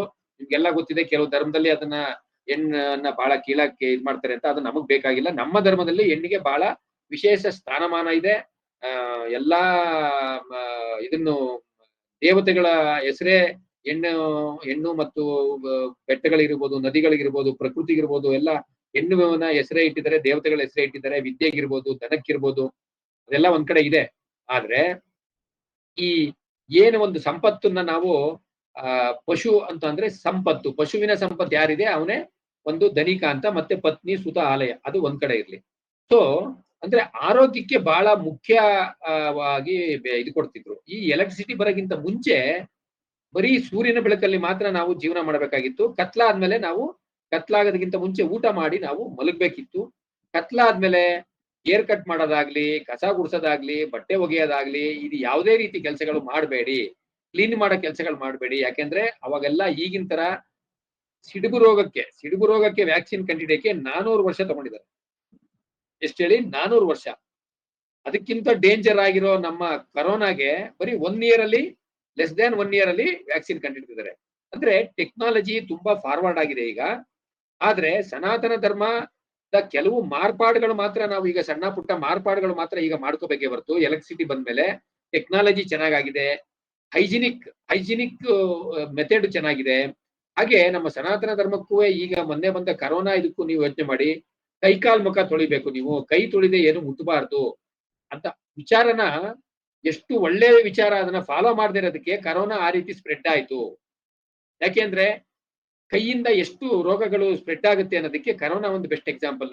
ನೀವು ಸೀನ್ತೀರಾ, ಕೈ ಅಡ್ಡ ಹಿಡ್ಕೊಂಡು ಸೀನ್ತೀರಾ, ನಿಮ್ಮ ಕೈ ಇನ್ಫೆಕ್ಟ್ ಆಗುತ್ತೆ. ನೀವು ಬಾಗಿಲು ಮುಟ್ತೀರಾ, ಬೇರೆ ವಸ್ತು ಮುಟ್ತೀರಾ, ಮೊಬೈಲ್ ಮುಟ್ತೀರಾ, ಇನ್ನೊಬ್ರು ಮುಟ್ತಾರೆ. ಸೊ ಈ ರೀತಿಯಾಗಿ ಎಲ್ಲ ಸ್ಪ್ರೆಡ್ ಆಗುತ್ತೆ. ಹಾಗಾಗಿ ನಿಮ್ಮ ಅಂಗೈಗಳನ್ನು ಶುದ್ಧವಾಗಿಟ್ಟುಕೊಳ್ಳಿ, ಕಾಲುಗಳು ತೊಳ್ಕೊಳ್ಳಿ. ಹೊರಗಡೆಯಿಂದ ನೀವು ಹೋಗಿ ಬಂದ್ಮೇಲೆ ಪಾದರಕ್ಷೆಗಳನ್ನ ಮನೆಯಿಂದ ಆಚೆ ಬಿಡಿ. ಮನೆ ಒಳಗೆ ಚಪ್ಪಲಿ ಹಾಕೊಂಡು ಓಡಾಡೋದಲ್ಲ. ಕರೋನಾ ಬಂದಾಗ ಎಲ್ಲ ಬಹಳ ಕ್ಲೀನ್ ಆಗ್ಬಿಟ್ರು, ಎಲ್ಲರೂ ಸನಾತನ ಧರ್ಮಕ್ಕೆ ಅಂಟ್ಕೊಂಡ್ಬಿಟ್ರು. ಅದಕ್ ಮುಂಚೆ ನಾವು ವೆಸ್ಟರ್ನ್ ಸ್ಟೈಲ್ ಅಂತಿದ್ರು. ಇಲ್ಲೇ ತಾವು ಅರ್ಥ ಮಾಡ್ಕೋಬೇಕು ಈ ಸನಾತನ ಧರ್ಮ ಎಷ್ಟು ಮುಖ್ಯ. ಯಾಕೆ ಅಂದ್ರೆ ಇದು ಕೋಟ್ಯಾಂತರ ವರ್ಷಗಳು, ಇದು ಸತ್ಯಯುಗ, ತ್ರೇತಾಯುಗ, ದ್ವಾಪರ ಯುಗ, ಕಲಿಯುಗ. ಹಾಗೆ ನೀವು ಏನು ರಾಮ ಸೇತು ಇದೆ, ರಾಮ ಸೇತುವಲ್ಲಿ ನಲ್ ಮತ್ತು ನೀಲ ಕತೆ ನಿಮಗೆ ಗೊತ್ತಿರ್ಬೋದು. ನಲ್ ನೀಲ ಇವರಿಬ್ರು ಏನು ಹನುಮ ಇದು ಸುಂದರಕಾಂಡದಲ್ಲಿ ಬರ್ತದೆ. ನಲ್ ನೀಲ ಇವರಿಬ್ರು ಅಲ್ಲಿ ಗುರುಕುಲದಲ್ಲಿ ಯಾರೇ ಗುರುಗಳು ಬಂದು ಪಾಠ ಮಾಡಕ್ ಬಂದ್ರೆ ಅವರ ಗ್ರಂಥಗಳನ್ನ ತೆಗೆದು ನೀರು ಬಿಸಾಕ್ಬಿಡ್ತಿದ್ರು. ಗ್ರಂಥಗಳು ತೆಗೆದು ನೀರು ಬಿಸಾಕ್ಬಿಟ್ರೆ ಪಾಪ ಇವ್ರು ಬಂದವರು ಏನು ಮೆಟೀರಿಯಲ್ ಇಲ್ಲ ಅಂತ ಬೇಜಾರ್ ಮಾಡ್ಕೊಂಡು ಹೋಗ್ತಿದ್ರು. ಇದು ಬಹಳ ತೊಂದರೆ ಆಗ್ತಿತ್ತು. ಇದೇನಾಯ್ತು, ಒಂದು ದಿನ ಅಲ್ಲಿ ಗುರುಗಳಿಗೆ ಗೊತ್ತಾಯ್ತು, ಅವರು ಯಾರು ಮಾಡಿದ್ದಾರೆ ಅಂತ ವಿಚಾರ ಮಾಡ್ಲಾಗಿ ಗೊತ್ತಾಯ್ತು, ಇದು ನಲ್ ಮತ್ತು ನೀಲ ಅನ್ನ ಇಬ್ರು ಈ ಏನು ವಾನರ ವ್ಯಕ್ತಿಗಳು ಇವರಿಬ್ರು. ಹನುಮಂತನು ಅಲ್ಲೇ ಏನು ಗುರುಕುಲದಲ್ಲೇ ವಿದ್ಯಾಭ್ಯಾಸ ಮಾಡ್ತಿತ್ತು. ಆ ಗುರುಗಳಿಗೆ ಸಿಟ್ಟು ಬಂದು ಶಾಪ ಕೊಡ್ಬೇಕು ಅಂತ ನಿಂತ್ಕೊಂಡು, ಈ ನಲ್ ಮತ್ತು ನೀಲಾಗೆ ನೀವು ಶಾಪ ಕೊಟ್ಬಿಟ್ರೆ ಏನು ಪ್ರಯೋಜನ ಇಲ್ಲ ಅಂತ ಹನುಮಂತ ಬಂದು ಅವ್ರನ್ನ ಬೇಡ್ಕೋತಾರೆ. ನೀವು ಶಾಪ ಕೊಡೋದಾದ್ರೆ ಅವ್ರಿಗೆ ತೊಂದರೆ ಆಗದೇ ಇರೋ ರೀತಿ ಶಾಪ ಕೊಡಿ ಅಂತ ರಿಕ್ವೆಸ್ಟ್ ಮಾಡ್ತಾರೆ. ಅವಾಗ ಆ ಗುರುಗಳು ನಲ್ ಮತ್ತು ನೀಲಾಗೆ ಏನ್ ಶಾಪ ಕೊಡ್ತಾರೆ ಅಂದ್ರೆ, ನೀವು ನದಿಗೆ ಏನೇ ಬಿಸಾಕಿದ್ರು ಅದು ತೇಲುತ್ತೆ, ಅದು ಮುಳುಗಲ್ಲ ಅಂತ ಶಾಪ ಕೊಡ್ತಾರೆ. ಇದು ನಮ್ಮ ಸನಾತನ ಧರ್ಮದಲ್ಲಿ, ನಮ್ಮ ಏನು ದೈವಿಕ ವಿಚಾರಗಳಲ್ಲಿ ಮುಂದೆ ಫ್ಯೂಚರ್ ಅಲ್ಲಿ ಏನ್ ಆಗ್ಬೇಕು ಅನ್ನೋದಕ್ಕೆ ಈ ಶಾಪ ವರವಾಗಿ ಪರಿಣಮಿಸ್ತದೆ. ಈ ನಲ್ ನೀಲ ಎಲ್ಲಿ ಪಾತ್ರ ವಹಿಸಿದ್ರು ಅಂದ್ರೆ, ಸಮುದ್ರ ಸೇತು ಕಟ್ಟಬೇಕಾದ್ರೆ, ಸಮುದ್ರ ಸೇತುವೆ ಕಟ್ಟಬೇಕಾದ್ರೆ ಎಲ್ಲರೂ ಒಂದು ಅಳಿಲು ಸಹ ಒಂದು ಕಲ್ಲು ತಗೊಂಡ್ಬಂದು ಇದನ್ನ ಏನು ಸಮುದ್ರ ಕಟ್ಟಕ್ಕೆ ಕೊಡ್ತಿತ್ತು. ಅವಾಗ ಆ ಕಲ್ಲು ಯಾರು ಹಾಕ್ತಿದ್ರು ಸಮುದ್ರಕ್ಕೆ ಅಂದ್ರೆ ನಲ್ ಮತ್ತು ನೀಲ ಇವರಿಬ್ಬರೇ ಹಾಕ್ತಿದ್ರು. ಯಾಕೆಂದ್ರೆ ಅವರಿಬ್ಬರಿಗೆ ಶಾಪ ಇತ್ತು, ನೀವು ನೀರಿಗೆ ಏನೇ ಹಾಕಿದ್ರುವೆ ಅದು ತೇಲುತ್ತೆ ಅಂತ. ಈ ತರ ಕಲ್ಲು, ತೇಲುವ ಕಲ್ಲು ನಿಮಗೆ ಸುಮಾರು ನಮ್ಮ ಏನು ಮ್ಯೂಸಿಯಂಗಳಲ್ಲಿ ಇವತ್ತು ಸಿಗುತ್ತೆ. ಗುಂತಕಲ್ಲು ರೈಲ್ವೆ ಸ್ಟೇಷನ್ ಇಂದ 6-7 ಕಿಲೋಮೀಟರ್ ಅಲ್ಲಿ ಒಂದು ಕಸಾಪುರಂ ಅಲ್ಲಿ ನೆಟ್ಟಿಕಂಟಿ ಆಂಜನೇಯ ಸ್ವಾಮಿ ಅಂತಿದೆ. ಆ ದೇವಸ್ಥಾನದಲ್ಲಿ ಒಂದು ಕಲ್ಲಿದೆ, ಅದು ನೀರಲ್ಲಿ ಮುಳುಗಿಸಿದರೆ ಮುಳುಗಿಲ್ಲ, ಅದು ಅರ್ಧ ತೇಲ್ತಾ ಇದೆ ಅದು. ಹಾಗೆ ಏನು ರಾಮಸೇತು ಅಂತ ಫಿಲಂ ಬಂತು, ಎಲ್ಲ ಫಿಲಂ ನೋಡಿ. ಆ ಫಿಲಂ ಅಲ್ಲಿ ಆ ಕಲ್ಲಿನ, ಆ ರಾಮಸೇತು ಕಲ್ಲೇನಿದೆ ಅದು ಬಂದು ಫ್ಲೋಟಿಂಗ್ ಕಲ್ಲದು. ಅದು ಸೈಂಟಿಫಿಕಲಿ ಏನು ಗೊತ್ತಾ, ಅದು ನಮ್ಮಲ್ಲಿ ನೀವು ಬಯಾಲಜಿ ಓದಿರ್ಬೋದು, ಬಯಾಲಜಿಲಿ ಬಾಟ್ನಿ ಬೇರೆ, ಜುವಾಲಜಿ ಬೇರೆ ಇದೆ. ಆ ಜುವಾಲಜಿಲಿ ಈ ಕ್ಲಾಸಿಫಿಕೇಶನ್ ಆಫ್ ಅನಿಮಲ್ಸ್ ಬರ್ತದೆ. ಒಂದು ಮೊದಲನೇ ಕ್ಲಾಸಿಫಿಕೇಶನ್ ಪೋರಿಫೆರಾ ಅಂತ ಬರ್ತದೆ. ಪೋರಿಫೆರಾ ಅಂದ್ರೆ ಅದರಲ್ಲಿ ಈ ಇದ್ದಿಲು ಇದೆಯಲ್ಲ, ಇದ್ದಿಲು ಒಳಗಡೆ ಹೆಂಗೆ ಏರ್ ಪ್ಯಾಕೆಟ್ಸ್ ಇರ್ತದೆ, ಆತರ ಆ ಒಂದು ಅನಿಮಲ್ ಅದು ಕಲ್ಲಂಗೆ ಇರುತ್ತೆ, ಆದ್ರೆ ಅದ್ರೊಳಗಡೆ ಏರ್ ಎಂಟ್ರಾಪ್ ಆಗುತ್ತೆ. ಯಾವಾಗ ಏರ್ ಎಂಟ್ರಾಪ್ ಆಗುತ್ತೆ ಅದು ಮುಳುಗಲ್ಲ, ನೀರಲ್ಲಿ ಅದು ತೇಲುತ್ತೆ ಅಂತ. ಅಂದ್ರೆ ನೀವು ಅರ್ಥ ಮಾಡ್ಕೊಳ್ಳಿ, ಈ ಟೆಕ್ನಾಲಜಿ ಏನಿದೆ ಇದು, ಈ ತರ ಕಲ್ಲು ನೀರಲ್ಲಿ ಮುಳುಗಲ್ಲ, ತೇಲುತ್ತೆ. ಆದ್ರೆ ಅದು ನೀರಲ್ಲಿ ಹಾಕಿ ಅದನ್ನ ನಾವು ಒಂದಕ್ಕೊಂದು ಸೀಲ್ ಮಾಡಿದ್ರೆ ನಾವು ಸೇತುವೆ ತರ ಕಟ್ಬೋದು. ಸೇತುವೆ ಎಷ್ಟೇ ಆಳ ಇದ್ರು ನಾವು ಕಟ್ಬೋದು, ಅಲ್ಲ ನದಿ ಸಮುದ್ರ ಎಷ್ಟೇ ಆಳ ಇದ್ರು ಕಟ್ಬೋದು. ಅದರಿಂದ ನಾವು ಯಾವ ರೀತಿ ಟೆಕ್ನಾಲಜಿ ಮಾಡಿದ್ರೆ, ನದಿಗೆ ಸೇತುವೆ ಕಟ್ಟೋದು ಒಂದ್ ಕಡೆ ಆದ್ರೆ ಸಮುದ್ರಕ್ಕೆ ಸೇತುವೆ ಕಟ್ಟಿ ಶ್ರೀರಾಮಚಂದ್ರ ಆ ಕಡೆ ಹೋಗಿ ಶ್ರೀಲಂಕಾದಲ್ಲಿ ರಾವಣನ ಜೊತೆ ಯುದ್ಧ ಮಾಡಿ ಗೆದ್ಕೊಂಡ್ ಬಂದಿರೋದು. ಇನ್ನೂ ಹಲವಾರು ವಿಚಾರಗಳಿದಾವೆ ಈ ರಾಮಾಯಣದಲ್ಲಾಗ್ಲಿ ಮಹಾಭಾರತದಲ್ಲಾಗ್ಲಿ, ನಮ್ಮ ಯುಗ ಯುಗಗಳಲ್ಲೂ ಏನು ಸನಾತನ ಧರ್ಮದಲ್ಲಿ ತುಂಬಾ ವಿಚಾರಗಳಿದಾವೆ. ಈ ವಿಚಾರಗಳೆಲ್ಲ ಸೈಂಟಿಫಿಕ್ ಆಗಿದೆ ಅಂತ ನಾನ್ ನಿಮ್ಗೆ ಈ ಅಸ್ಟ್ರಾಲಜಿ ಮೂಲಕ ನಾನು ನಿಮಗೆ ತಿಳಿಸ್ತಾ ಇದ್ದೀನಿ. ಹಾಗಾಗಿ ನಮ್ಮ ಸನಾತನ ಧರ್ಮ ಬರೀ ಮಾತುಗಲ್ಲ. ಸನಾತನ ಅಂದ್ರೆ ನಮ್ಮ D4 ಚತುರ್ಥಾಂಶ ಚಾರ್ಟ್ ಅಲ್ಲಿ ಏನು D4 ಅಲ್ಲಿ 4 ಡಯಟಿಗಳು ಬರ್ತಾರೆ. D4 ನ ನಾವು 7.5 ಡಿಗ್ರಿ 7.5 ಡಿಗ್ರಿ 7.5 ಡಿಗ್ರಿ ಅಂತ 4 ಭಾಗ ಮಾಡ್ತೀವಿ D4. ಅದರಲ್ಲಿ ಆ ಒಂದೊಂದು ಭಾಗಕ್ಕೆ ಒಬ್ಬೊಬ್ರು ಡಯಟಿಗಳಿದ್ದಾರೆ. ಆ ಡಯಟಿಗಳು ಯಾರಂದ್ರೆ ಬ್ರಹ್ಮ ಮಾನಸ ಪುತ್ರಗಳು. 4 ಬ್ರಹ್ಮ ಮಾನಸ ಪುತ್ರರಿದ್ದಾರೆ. ಸನಕ, ಸನತ್ ಕುಮಾರ, ಸನಾನಂದ ಮತ್ತು ಸನಾತನ. ಸನಾತನ ಅಂದ್ರೆ ಓಲ್ಡ್ ಅಂತ, ಅವರು ವಯಸ್ಸಾದವರು. ಗುರು ದಕ್ಷಿಣಾಮೂರ್ತಿ ಮುಂದೆ ಕುಳಿತಿರುವಂತ 4 ಋಷಿಮುನಿಗಳವರು. ಗುರು ದಕ್ಷಿಣಾಮೂರ್ತಿ ಮುಂದೆ 4 ಋಷಿಮುನಿಗಳು ಕೂತಿದ್ದಾರೆ. ಆ 4 ಋಷಿಮುನಿಗಳೇ ಈ ಬ್ರಹ್ಮ ಮಾನಸ ಪುತ್ರರು. ಈ 4 ಋಷಿಮುನಿಗಳಿಂದ 4 ವೇದಗಳು ಸ್ಪ್ರೆಡ್ ಆಯ್ತು ಅಂತ ನಮ್ಮ ಪುರಾಣ ಹೇಳುತ್ತೆ. ಈ 4 ಋಷಿಮುನಿಗಳೇ ಏನು ಚತುರ್ಥಾಂಶದ ಡಯಟಿಗಳು. ಹಾಗೆ ಸನಾತನ ಅಂದ್ರೆ ಪುರಾತನವಾದದ್ದು, time tested, trial and error method ಅಲ್ಲಿ ಕರೆಕ್ಟ್ ಆಗಿ ಎಸ್ಟಾಬ್ಲಿಷ್ ಆಗಿರೋ ಅನ್ನೋ ಒಂದು ವಿಚಾರನ ನೀವು ಇಲ್ಲಿ ದಯವಿಟ್ಟು ಗಮನಿಸ್ಬೋದು. ಹಾಗಾಗಿ ಈ ಸನಾತನ ಧರ್ಮ ಒಂದು ಇದು ವೈಜ್ಞಾನಿಕವಾಗಿರುವಂತದ್ದು. ಯಾವುದೇ ಇದರಲ್ಲಿ ಊಟಾಟಿಕೆ ಇಲ್ಲ. ಅದ್ರಲ್ಲಿ ಏನಾಗಿದೆ ಅಂದ್ರೆ ಕೆಲವರು ಮಕ್ಕಿ ಫಾಲೋ ಮಾಡ್ಕೊಂಡ್ ಬಂದು ಹಂಗ್ ಮಾಡ್ಬೇಡಿ ಹಿಂಗ್ ಮಾಡ್ಬೇಡಿ ಅಂತ. ಏನಂದ್ರೆ ಅದಕ್ಕೆ ಒಂದು ಕರೆಕ್ಷನ್ ಹೇಳೋದೇನಂದ್ರೆ, ಈಗ ಏರ್ ಕಟ್ಟು ಕತ್ಲೆಲೆ ಮಾಡಿಸ್ಬಾರ್ದು ಅಂದ್ರೆ ಸೂರ್ಯಾಸ್ತ ಆದ್ಮೇಲೆ ಮಾಡಿಸ್ಬಾರ್ದು ಅಂತ ವಿಚಾರನ ನಾವು ಮಾಡಿಫೈ ಮಾಡ್ಕೋಬಹುದು. ಯಾಕಂದ್ರೆ ಈಗೆಲ್ಲ ಬ್ರೈಟ್ ಲೈಟ್ ಇದೆ, ನೀವು ಮಾಡ್ಕೊಂಬನ್ನಿ. ಆದ್ರೆ ಏರ್ ಕಟ್ ಮಾಡಿದ್ಮೇಲೆ ಸ್ನಾನ ಮಾಡ್ಲೇಬೇಕು. ಯಾಕಂದ್ರೆ ನಾವು ದಿನನಿತ್ಯ ಮೈಗೆ ಸ್ನಾನ ಮಾಡ್ತೀವಿ, ಈ ದಿನನಿತ್ಯ ತಲೆಗೆ ಸ್ನಾನ ಮಾಡೋರು ಕಡಿಮೆ. ಹಾಗಾಗಿ ನಾವು ಗಾಳಿಯಲ್ಲಿ ಓಡಾಡ್ಬೇಕಾದ್ರೆ ತಲೆ ಕೂದಲಿಗೆ ಎಲೆಕ್ಟ್ರೋಸ್ಟಾಟಿಕ್ ಫೋರ್ಸ್ ಇದೆ, ಡಸ್ಟ್ ಎಲ್ಲ ಕೂತ್ಕೊಳ್ಳುತ್ತೆ. ಆ ಡಸ್ಟ್ ಒಳಗೆ ಕ್ರಿಮಿಗಳು ಇರ್ತದೆ, ಜರ್ಮ್ಸ್ ಇರ್ತದೆ. ಅದನ್ನ ಕಟ್ ಮಾಡಿದಾಗ ಅದು ಗಾಳಿಗೆ ಹಾರ್ಕೊಂಡು ಹೋಗುತ್ತೆ, ಅಗ್ರ ಇದೆ ಅಂತ, ಅದು ಇನ್ಫೆಕ್ಷನ್ ಆಗೋ ಚಾನ್ಸ್ ಇದೆ. ಆ ಎಲ್ಲ ಕಾರಣಕ್ಕಾಗಿ ಅದನ್ನ ನೀಟಾಗಿ ಸ್ನಾನ ಮಾಡ್ಕೋಬೇಕು ಅನ್ನೋದೆಲ್ಲ ವಿಚಾರ ನಿಮ್ಗೆ ಗೊತ್ತಿದೆ. ಕೂದ್ಲಿಂದ ಹಲವಾರು ರೋಗ ಬರೋದೆಲ್ಲ ನಿಮ್ಗೆ ಗೊತ್ತಿದೆ. ಹಂಗಾಗಿ ಕೆಲವು ಮಾಡಿಫಿಕೇಶನ್ಗಳನ್ನ ನಾವು ಮಾಡ್ಕೋಬೇಕಾಗುತ್ತೆ ಹೊರತು ಸನಾತನ ಧರ್ಮ 100% ಪರ್ಫೆಕ್ಟ್ ಆಗಿದೆ, ವೈಜ್ಞಾನಿಕವಾಗಿದೆ. ನಮ್ಮ ಅಸ್ಟ್ರಾಲಜಿನೂ ಸನಾತನವಾದದ್ದೇ. ಅಸ್ಟ್ರಾಲಜಿಯಲ್ಲಿ ನಾವು 90% ಗಿಂತ ಇನ್ನೂ ಅಧಿಕವಾಗಿ ನಾವು ಪ್ರಿಡಿಕ್ಷನ್ ರೇಟ್ ಅಲ್ಲಿ ನಾವು ನಿಮಗೆ ಈ ಏನು ನಮ್ಮ scientific Hindu institute of Vedic advance astrology ತರಗತಿಗಳು ನಿಮಗೆ ತಿಳಿಸ್ಕೊಡ್ತೀವಿ. ಅವಾಗ ನಿಮಗೆ ನಮ್ಮ ವೈಜ್ಞಾನಿಕತ್ವ ನಿಮಗೆ ಗೊತ್ತಾಗುತ್ತೆ. ಅದು ದಿನ ನಾವು ಕಂಟಿನ್ಯೂ ಮಾಡೋಣ. ನಾಳೆ ಕ್ಲಾಸ್ ಇದೆಯಾ ಇಲ್ವಾ ಅಂತ ನಿಮಗೆ ತಿಳಿಸ್ತೀವಿ. ಮೋಸ್ಟ್ಲಿ ನಾಳೆ ಇರುತ್ತೆ.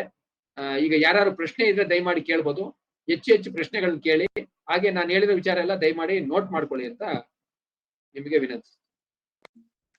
ಸರ್, ಸನಾತನ ಧರ್ಮದ ಬಗ್ಗೆ ಹೇಳಿದಕ್ಕೆ ಥ್ಯಾಂಕ್ ಯು ವೆರಿ ಮಚ್. ಗೊತ್ತಿದ್ರು ಮೇಡಮ್ ರೀಕಾಲ್ ಆಗತ್ತೆ. ಗೊತ್ತಿದ್ರು ಕೂಡ ಇನ್ನೊಂದ್ಸಲ ಕೇಳಿದಾಗ ರೀಕಾಲ್ ಆಗತ್ತೆ.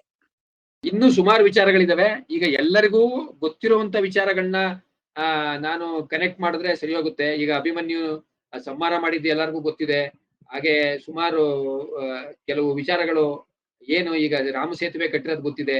ಆ ತರ ವಿಚಾರಗಳಲ್ಲಿ ಅದನ್ನ ಕನೆಕ್ಟ್ ಮಾಡ್ಬೇಕೇ ಹೊರತು ಬರೀ ನನಗೆ ಮಾತ್ರ ತಿಳಿದಿರೋ ಕೆಲವೇ ಪುರಾಣದ ವಿಚಾರಗಳಲ್ಲಿ ನಿಮಗೆ ಈಗ ಅದಕ್ಕೆ ಇನ್ನೊಂದು ಈಗ ಮೇಡಮ್ ಹೇಳಾಗಿ ನಿಮಗೆ ತೈತ್ತರಿಯ ಉಪನಿಷತ್ತಿನಲ್ಲಿ ರುದ್ರ ಪ್ರಶ್ನೆ ಬರುತ್ತೆ.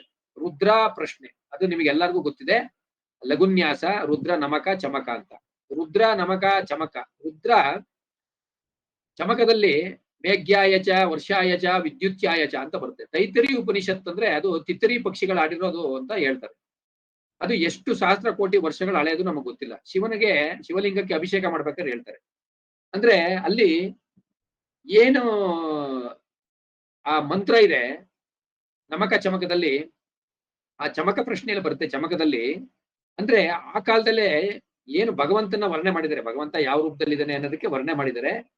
ಮೇಘನೂ ನೀನೆ, ವರ್ಷನೂ ನೀನೆ, ವಿದ್ಯುತ್ತು ನೀನೆ ಅಂತ ಹೇಳಿದ್ದಾರೆ. ಮೇಘನೂ ನೀನೆ, ವರ್ಷನೂ ನೀನೆ, ವಿದ್ಯುತ್ತು ನೀನೆ ಅಂತ ಹೇಳಿದ್ದಾರೆ. ಅದಲ್ದೇನೆ 9 ನವಧಾನ್ಯಗಳನ್ನ ಹೇಳಿದ್ದಾರೆ. ನೀವು ಕೇಳಬಹುದು, ಮಾಷಾಯಚ, ಕಲ್ವಾಯಚ, ಮಾಷಾಯಚ, ಗೋಧೂಮಾಯಚ ಅಂತ ಹೇಳ್ತಾರೆ. ಅಂದ್ರೆ ಮಾಷ ಅಂದ್ರೆ ಉದ್ದು, ಕಲ್ವ ಅಂದ್ರೆ ಉರುಳಿ, ಗೋಧೂಮ ಅಂದ್ರೆ ಗೋಧಿ, ಆಯ್ತಾ, ಹೆಸರು ಕಾಳು ಅಂದ್ರೆ ಈ 9 ನವಧಾನ್ಯಗಳನ್ನ ಹೇಳಿದ್ದಾರೆ. ದಯಮಾಡಿ ರುದ್ರನ ಚಮಕ ನಮಕ ಕೇಳಿ. ರುದ್ರ ಚಮಕದಲ್ಲಿ ಬರುತ್ತಿದ್ದು ಅದರಲ್ಲಿ ಮೇಘ್ಯಾಯಚ ವಿದ್ಯುತ್ಯಾಯಚ ವರ್ಷಾಯಚ ಅಂತಾರೆ. ಅಲ್ಲಲ್ಲ ಸಾರಿ, ವರ್ಷಾಯಚ ಮೇಘ್ಯಾಯಚ ವಿದ್ಯುತ್ಯಾಯಚ ಅಂತಾರೆ. ಅಂದ್ರೆ ವರ್ಷ ಮೇಘದಿಂದ ಬರುತ್ತೆ, ಆ ಮೇಘಗಳು ಕೊಲ್ಯೂಡ್ ಆದಾಗ ವಿದ್ಯುತ್ ಬರುತ್ತೆ ಅಂತ ಅಷ್ಟು ಕೋಟಿ ವರ್ಷಗಳಿಂದ ಹೆಂಗ್ ಗೊತ್ತಿತ್ತು? ಈಗ ರಿಸರ್ಚ್ ಮಾಡಿ ಹೇಳಿದ್ದಾರೆ. ಇದರಲ್ಲೇ ನೀವು ಗಮನಿಸಬಹುದು. ನಮ್ಮ ಸನಾತನ ಧರ್ಮ ಅಂದ್ರೆ ವೇದಗಳು ಪುರಾಣಗಳು. ವೇದಗಳು ಪುರಾಣಗಳಲ್ಲೇ ನಮ್ಮ ಅಸ್ಟ್ರಾಲಜಿ ಒಂದು ವೇದಾಂಗ. ಆ ವೇದಾಂಗನೇ ಅಲ್ಲೇ ನಾವು ಅಸ್ಟ್ರಾಲಜಿ ಕರೀತಾ ಇದ್ದೀವಿ. ಈ ರುದ್ರ ನಮಕ ಚಮಕ ಬಂದು ಪುರಾಣದಲ್ಲಿದೆ, ತೈತ್ತರಿ ಉಪನಿಷತ್ತಿದೆ. ಪುರಾಣ ಉಪನಿಷತ್ತು ವೇದ ಉಪನಿಷತ್ತುಗಳೆಲ್ಲ ನಮ್ಮ ಸನಾತನ ಧರ್ಮ. ಸೊ ಇದರಲ್ಲಿ ಇಷ್ಟಿರ್ಬೇಕಾದ್ರೆ ಇದು ಸನಾತನ ಅಂದ್ರೆ ಇಟ್ ಈಸ್ ವೆರಿ ಜೆನ್ಯೂನ್ ಅಂತ. ಸಹಸ್ರಾರು ಕೋಟಿ ವರ್ಷಗಳಿಂದ ಇದನ್ನ ಫಿಲ್ಟರ್ ಮಾಡಿ ಮಾಡಿ ಮಾಡಿ ತುಂಬಾ ಏನು ಅಮೃತಕ್ಕೆ ಈಕ್ವಲ್ ಅಮೃತನೇ ಇದು ಅಂತ ತಿಳ್ಕೊಬೇಕು. ಇನ್ಯಾರಾದ್ರೂ ದಯವಿಟ್ಟು ಪ್ರಶ್ನೆ ಇದ್ರೆ ಕೇಳಿ.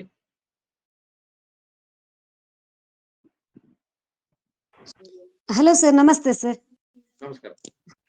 ಹಾ ಸರ್, ನಿನ್ನೆ ಲಗ್ನ ಭಾವದ ಬಗ್ಗೆ ಹೇಳಿದ್ರಲ್ಲ ಸರ್, ಅದು ಹೇಳಿ. ಧನಸ್ಸು ಲಗ್ನ ಆಗಿ ದ್ವಿತೀಯ ಭಾವದಲ್ಲಿ ಮಾಂದಿ ಇದ್ದು ದ್ವಾದಶ ಭಾವದಲ್ಲಿ ಶನಿ ಇದ್ದರೆ ಅದು ಅಶುಭ ಕರ್ತರಿ ಯೋಗ ಅಂತ ಹೇಳ್ಬೋದು ಸರ್? ಧನುರ್ ಲಗ್ನಕ್ಕೆ ನಿಮಗೆ ಮಾಂದಿ 2ನೇ ಭಾವದಲ್ಲಿ ಧನುರ್ ಲಗ್ನ. ಲಗ್ನದಲ್ಲಿ ಯಾರಿದ್ದಾರೆ? ಲಗ್ನದಲ್ಲಿ ಯಾರು ಇಲ್ಲ ಸರ್, ಲಗ್ನದಲ್ಲಿ ಯಾರು ಇಲ್ಲ. ಗುರು ಎಲ್ಲಿದೆ? 10ನೇ ಮನೆಯಲ್ಲಿದೆ ಸರ್. ಅಂದ್ರೆ ಗುರು ಬಂದು ಕನ್ಯಾದಲ್ಲಿದೆ. ಕನ್ಯಾ, ಹೌದು ಸರ್.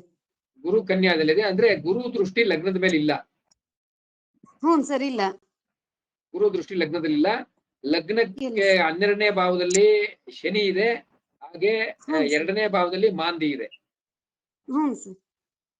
ಇದು ಅಶುಭ ಕರ್ತರಿ ಅಂತ ನೀವು ಕನ್ಸಿಡರ್ ಮಾಡ್ಬೇಕಾಗುತ್ತೆ. ಅಂದ್ರೆ ನಾವು ಮಾಂದಿನೂ ತಗೋತೀವಿ ಈಗ ಕನ್ಸಿಡರೇಷನ್ಗೆ, ಹಂಗಾಗಿ ಅಶುಭ ಕರ್ತರಿ ಯೋಗ ಅಂತ ತಗೋಬೇಕು. ಆಮೇಲೆ ಮಾಂದಿಗೆ ಸಂಬಂಧಪಟ್ಟಂಗೆ ನಿಮ್ಗೆ ಎಲ್ಲರಿಗೂ ಒಂದು ವಿಚಾರ ಹೇಳ್ತೀನಿ. ಮಾಂದಿ ಇಂಥ ಮನೇಲಿದೆ ಅಂದ ತಕ್ಷಣನೇ ಅದು ನೆಗೆಟಿವ್ ಅಂತ ತಿಳ್ಕೊಬಿಡ್ಬಾರ್ದು. ಮಾಂದಿ ಸ್ಥಿತ ರಾಶ್ಯಾಧಿಪತಿ ಬರ್ಕೊಳ್ಳಿ ಬೇಕಾದ್ರೆ. ಮಾಂದಿ ಸ್ಥಿತ ರಾಶ್ಯಾಧಿಪತಿ. ಇಲ್ಲಿ ಮಾಂದಿ ಸ್ಥಿತ ಅಂದ್ರೆ ಮಾಂದಿ ಎಲ್ಲಿ ಸ್ಥಿತ? ಮಕರ ರಾಶಿಯಲ್ಲಿ. ಮಾಂದಿ ಸ್ಥಿತ ರಾಶ್ಯಾಧಿಪತಿ ಅಂದ್ರೆ ಮಕರ ರಾಶಿ ಅಧಿಪತಿ ಯಾರು? ಶನಿ. ಮಾಂದಿ ಸ್ಥಿತ ರಾಶ್ಯಾಧಿಪತಿ ಕೇಂದ್ರ ತ್ರಿಕೋಣಗಳಲ್ಲಿ ಬಲಿಷ್ಠನಾಗಿ ಸ್ಥಿತನಾದ್ರೆ ಮಾಂದಿ ಸ್ಥಿತ ರಾಶ್ಯಾಧಿಪತಿ ಅಂದ್ರೆ ಮಾಂದಿ ಯಾವ ಮನೆಯಲ್ಲಿ ಸ್ಥಿತನಾಗಿದ್ದಾನೆ ಆ ರಾಶಿಯ ಅಧಿಪತಿ ಕೇಂದ್ರ ತ್ರಿಕೋಣಗಳಲ್ಲಿ ಬಲಿಷ್ಠನಾಗಿ ಕುಂತ್ಕೊಂಡ್ರೆ ಅದು ರಾಜಯೋಗ. ಅದು ರಾಜಯೋಗ. ಹಾಗಾಗಿ ಮಾಂದಿ ಅಂದ ತಕ್ಷಣನೇ ನೆಗೆಟಿವ್ ಅಂತ ತಿಳ್ಕೊಬೇಡಿ. ಆಮೇಲೆ ಯಮಗಂಡ ಅನ್ನೋದು ವಿಚಾರದ ಬಗ್ಗೆನೂ ನಾನು ಹೇಳ್ತೀನಿ. ಯಮಗಂಡ ಕಾಲ ಅದು ನೆಗೆಟಿವ್ ಅಲ್ಲ. ಯಾಕೆಂದ್ರೆ ಯಮಗಂಡ ಯಾರ ಪುತ್ರ ಅಂದ್ರೆ ಗುರುವಿನ ಪುತ್ರ. ಆಕ್ಚುಲಿ ಯಮಗಂಡ ಕಾಲದಲ್ಲಿ ಯಮ ಗಂಡ ಅಂದ್ರೆ ಯಮನಿಗೆ ಕಂಟಕ ಅಂತ ಅದು. ಹಾಗಾಗಿ ಅದನ್ನ ನೆಗೆಟಿವ್ ಆಗಿ ತಗೊಂಡ್ಬಿಟ್ಟಿದ್ದಾರೆ. ಅದಿರ್ಲಿ. ಮಾಂದಿ ಬಗ್ಗೆ ಅದು ವಿಚಾರ ಒಂದು ತಿಳ್ಕೊಳ್ಳಿ. ಒಂದೊಂದು ವಿಚಾರ ಬಂದಾಗ ನಿಮ್ಗೆ ಅಲ್ಲಲ್ಲೇ ಆ ವಿಚಾರ ನಾನು ಕ್ಲಾರಿಫೈ ಮಾಡ್ತೀನಿ ನಿಮ್ಮ ಅನುಕೂಲಕ್ಕೋಸ್ಕರ. ಸೊ ಅಶುಭ ಕರ್ತರಿ ಅಂತ ಇರ್ತದೆ. ಆದ್ರೆ ಲಗ್ನಾಧಿಪತಿ ಕೇಂದ್ರದಲ್ಲಿರೋದ್ರಿಂದ ಲಗ್ನಕ್ಕೆ ಸ್ವಲ್ಪ ಬಲ ಇರ್ತದೆ. ಒಂದು ಬುಧ ಎಲ್ಲಿದೆ? ಕನ್ಯಾದಲ್ಲಿದೆ ಸರ್ ಬುಧನು. ಬುಧ ಕನ್ಯಾದಲ್ಲಿದ್ರೆ ಏನಾಗುತ್ತೆ ಅಂದ್ರೆ ಗುರು ಅಧಿಶತ್ರು ಕ್ಷೇತ್ರದಲ್ಲಿದೆ ಅಂತ. ಗುರು ಅಧಿಶತ್ರದ ಕ್ಷೇತ್ರದಲ್ಲಿದೆ.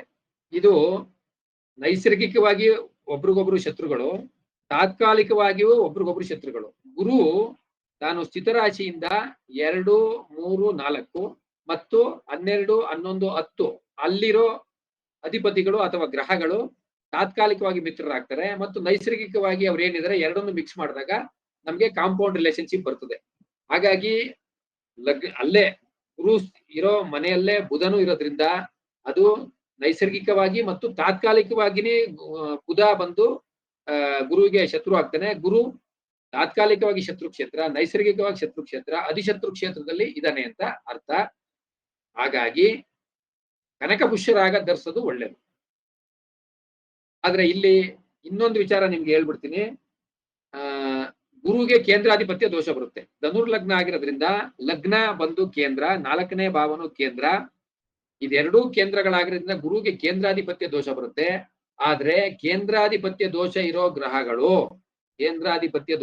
ಗ್ರಹಗಳು ಮಾರಕ ಸ್ಥಾನದಲ್ಲಿ ಸ್ಥಿತರಾದ್ರೆ ಮಾತ್ರ ತೊಂದರೆ ಕೊಡ್ತವೆ. ಮಾರಕ ಸ್ಥಾನ ಅಂದ್ರೇನು? 2ನೇ ಭಾವ ಮತ್ತು 7ನೇ ಭಾವದಲ್ಲಿ ಸ್ಥಿತರಾದ್ರೆ. ಆದ್ರೆ ಉಪಚಯಗಳಲ್ಲಿ 3, 6, 10ರಲ್ಲಿ ಸ್ಥಿತರಾದ್ರೆ ಶುಭ ಫಲ ಕೊಡುತ್ತೆ ಅಂತ ಹೇಳ್ತಾರೆ. ಒಂದು. ನಂತರ ಗುರು 10ನೇ ಭಾವ ಮಧ್ಯದಲ್ಲಿದೆಯಾ, ಭಾವ ಅಂತ್ಯದಲ್ಲಿದೆಯಾ ನೋಡ್ಕೊಳ್ಳಿ. ಭಾವ ಮಧ್ಯದಲ್ಲಿದ್ರೆ ಪರವಾಗಿಲ್ಲ, ತೊಂದರೆ ಇಲ್ಲ. ಹಾಗೆ ಗುರು ಯಾವ ಪಾದದಲ್ಲಿದೆ? ಕನ್ಯಾ ರಾಶಿಯಲ್ಲಿ ಯಾವ ಪಾದದಲ್ಲಿದೆ? ಯಾವ ನಕ್ಷತ್ರದ ಯಾವ ಪಾದದಲ್ಲಿದೆ? ಸರ್ ನಾನು ಅದಷ್ಟು ಡೀಟೇಲ್ ನೋಡ್ಲಿಲ್ಲ, ಬರೇ ಕನ್ಯಾದಲ್ಲಿದೆ ಅಂತ ನೋಡಿದ್. ಇಲ್ಲ, ಇನ್ಮೇಲೆ ನೀವೆಲ್ಲ ಬೇರೆ ಜಾತಕ ಬೇಡಿ. ಇಲ್ಲಿ ಬಂದಿರೋ ಎಲ್ಲರೂ, ಮುಂದೆ ಬರೋರೆಲ್ಲರಿಗೂ ಒಂದು ಇನ್ಸ್ಟ್ರಕ್ಷನ್ಸ್ ಕೊಟ್ಬಿಡಿ. ನಿಮ್ಮ ಜಾತಕಗಳಲ್ಲಿ ನಿಮ್ಮ ಲಗ್ನ ಮತ್ತು ನವಗ್ರಹಗಳು ಇಂಥ ನಕ್ಷತ್ರ ಇಂಥ ಪಾದದಲ್ಲಿದೆ ಅಂತ ಹೇಳ್ಬೇಕು. ನಾನು ಕೇಳಿದಾಗ ನೀವ್ ಹೇಳಿದ್ರಾಯ್ತು. ಇಂಥ ನಕ್ಷತ್ರ ಇಂಥ ಪಾದದಲ್ಲಿದೆ ಅಂತ ನೀವ್ ಹೇಳ್ಬೇಕು. ಅಂದ್ರೆ ಮಂಗಳ ಧನಿಷ್ಠ ನಕ್ಷತ್ರ 3ನೇ ಪಾದ, ಸೂರ್ಯ ಅಶ್ವಿನಿ ನಕ್ಷತ್ರ 2ನೇ ಪಾದ. ಈ ರೀತಿ ನೀವು ದಯಮಾಡಿ ನೀವು ಇದನ್ನ ತಿಳ್ಕೊಂಡು ಇಟ್ಕೊಡಿ. ಪರಿಸ್ಥಿತಿ ಅವಶ್ಯಕತೆ ಬಂದಾಗ ಹೇಳೋರಂತೆ. ನಿಮ್ಮ ಜಾತಕದ್ದೇ ನಿಮಗೆ ಗೊತ್ತಿಲ್ಲ ಅಂದ್ರೆ ಮತ್ತೆ ತೊಂದರೆ ಆಗುತ್ತೆ. ಅದು ನೀವು ಯಾರದೇ ಕೇಳ್ತಿರಲ್ಲ ಅವ್ರದ್ದಾದ್ರೂ ಹೇಳಿ. ನಿಮ್ಮದಂತೂ ನೀವು ಡಿಫಾಲ್ಟ್ ಜ್ಞಾಪಕ ಇಟ್ಕೊಳ್ಳಿ. ಇನ್ಯಾರ್ದೋ ನೀವು ಪ್ರಶ್ನೆ ಮಾಡಕ್ ಬಂದಾಗ ಅವಾಗ ಕೇಳಿ. ಅಂದ್ರೆ ಲಗ್ನ ಅಶುಭ ಕರ್ತರಿ ಅಂದ್ರೆ ಏನು ಭಯ ಬೀಳ್ಬೇಕಾಗಿಲ್ಲ. ಅದಕ್ಕೆ ತಕ್ಕಂಗೆ ಅದು ದಶಾಭುಕ್ತಿಗಳ ಮೇಲೆ ಹೋಗ್ತದೆ. ಚಂದ್ರ ಎಲ್ಲಿದೆ? ಯಾವ ನಕ್ಷತ್ರ? ಸರ್ ಕನ್ಯಾ ರಾಶಿಯಲ್ಲೇ ಇದೆ ಚಂದ್ರನು. ಚಂದ್ರ, ರಾಹು, ಗುರು, ರವಿ 4 ಗ್ರಹಗಳು ಅಲ್ಲೇ ಇದೆ ಸರ್ ಕನ್ಯಾ ರಾಶಿಯಲ್ಲಿ ಇರೋದು. ಗುರುಗೆ ಮತ್ತೆ ರವಿಗೆ ಎಷ್ಟು ಡಿಗ್ರಿ ವ್ಯತ್ಯಾಸ ಇದೆ? ಗುರುಗೂ ರವಿಗೂ ಅಂದ್ರೆ 4 ಡಿಗ್ರಿ ಇದೆ ಸರ್. ಈಗ ಗುರು ಕಂಬಸ್ಟ್ ಆಗಿದೆ, ಕರೆಕ್ಟಾ? ಎಲ್ಲರೂ ಕೇಳಿಸ್ಕೊಳ್ಳಿ.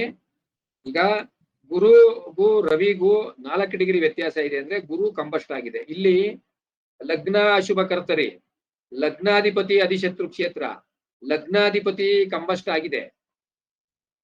ಎಲ್ಲಾ ಪಾಯಿಂಟ್ ಮೀಟ್ ಆಗ್ತಾ ಇದೆಯಾ? ನಾನು ನಿನ್ನೆ ಹೇಳಿದ ಕ್ಲಾಸ್ ಇದಕ್ಕೂ ರಂಗನಾಥ್ ಇದು ಮೀಟಿಂಗ್ ಎಂಡ್ ಟೈಮ್ ಅಂತ ತೋರಿಸ್ತಾ ಇದೆ. ಇದಾಗುತ್ತಾ? ಎಕ್ಸ್ಟೆಂಡ್ ಮಾಡ್ತೀರಾ ನೋಡಿ. ಇಲ್ಲ ಅಂದ್ರೆ ಜಸ್ಟ್ ಫಿನಿಶ್. ಸೊ ಎಲ್ಲಾ ಕ್ರೈಟೀರಿಯಾ ಮೀಟ್ ಆಗ್ತಿದೆ. ಇಂಥ ವಿಚಾರಗಳಲ್ಲಿ ಗುರುಗೆ ಸಂಬಂಧಪಟ್ಟ ಹಾಗೆ ಪರಿಹಾರಗಳು ಮತ್ತು ಕನಕಪುಷ್ಯ ರಾಗವನ್ನು ನಾವು ಆ ವ್ಯಕ್ತಿ ಧರಿಸ್ಲಿ ಅಂತ ಹೇಳ್ಬೇಕು.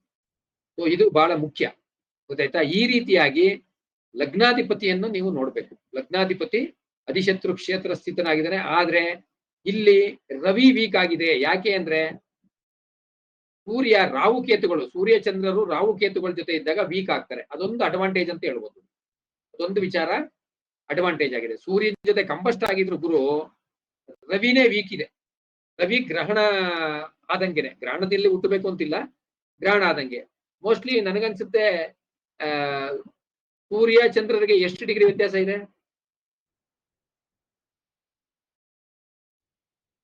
ಸರ್ 3 ಡಿಗ್ರಿ ಅಂತ ಅನ್ಸುತ್ತೆ ಸರ್, 100% ಇಲ್ಲ, ಗೊತ್ತಿಲ್ಲ. ಬಟ್ 3 ಡಿಗ್ರಿ ಸೂರ್ಯನಿಂದ ಚಂದ್ರ ಮುಂದೆ ಇದೆಯಾ ಹಿಂದೆ ಇದೆಯಾ? ಹಿಂದೆ ಇದೆ ಸರ್. ಅಂದ್ರೆ ಗ್ರಹಣದಲ್ಲೇ ಜನಿಸಿರೋದು. ಮೋಸ್ಟ್ಲಿ ಇರ್ಬೇಕು ಸರ್. ಅಷ್ಟು ರಾಹುಗ್ರಸ್ತ ಸೂರ್ಯ ಗ್ರಹಣ. ಸೂರ್ಯ ವೀಕ್ ಆಗಿದೆ, ಅಲ್ಲಿ ಗುರು ಕಂಬಸ್ಟ್ ಆಗಿದೆ. ಬಟ್ ಆದ್ರೂ ಒಂದು ಎಕ್ಸೆಪ್ಷನ್ ಕೊಡ್ಬೋದು. ಇರ್ಲಿ, ಅದಕ್ಕೆ ಸಂಬಂಧಪಟ್ಟ ಪರಿಹಾರಗಳು ಮಾಡ್ಬೇಕಾಗುತ್ತೆ. ನವಮಾಧಿಪತಿ ಗ್ರಹಣ ಉಂಟಾಗಿದೆ. ನವಮಾಧಿಪತಿ ಧನುರ್ಲಗ್ನಕ್ಕೆ ನವಮಾಧಿಪತಿ ಸೂರ್ಯ, ಪಿತೃಕಾರಕ ಸೂರ್ಯ ದಶಮದಲ್ಲಿ, ರಾಹುಗ್ರಸ್ತ ಸೂರ್ಯ ಗ್ರಹಣದಲ್ಲಿ ಗಂಡು ಹೆಣ್ಣೋ ವ್ಯಕ್ತಿ?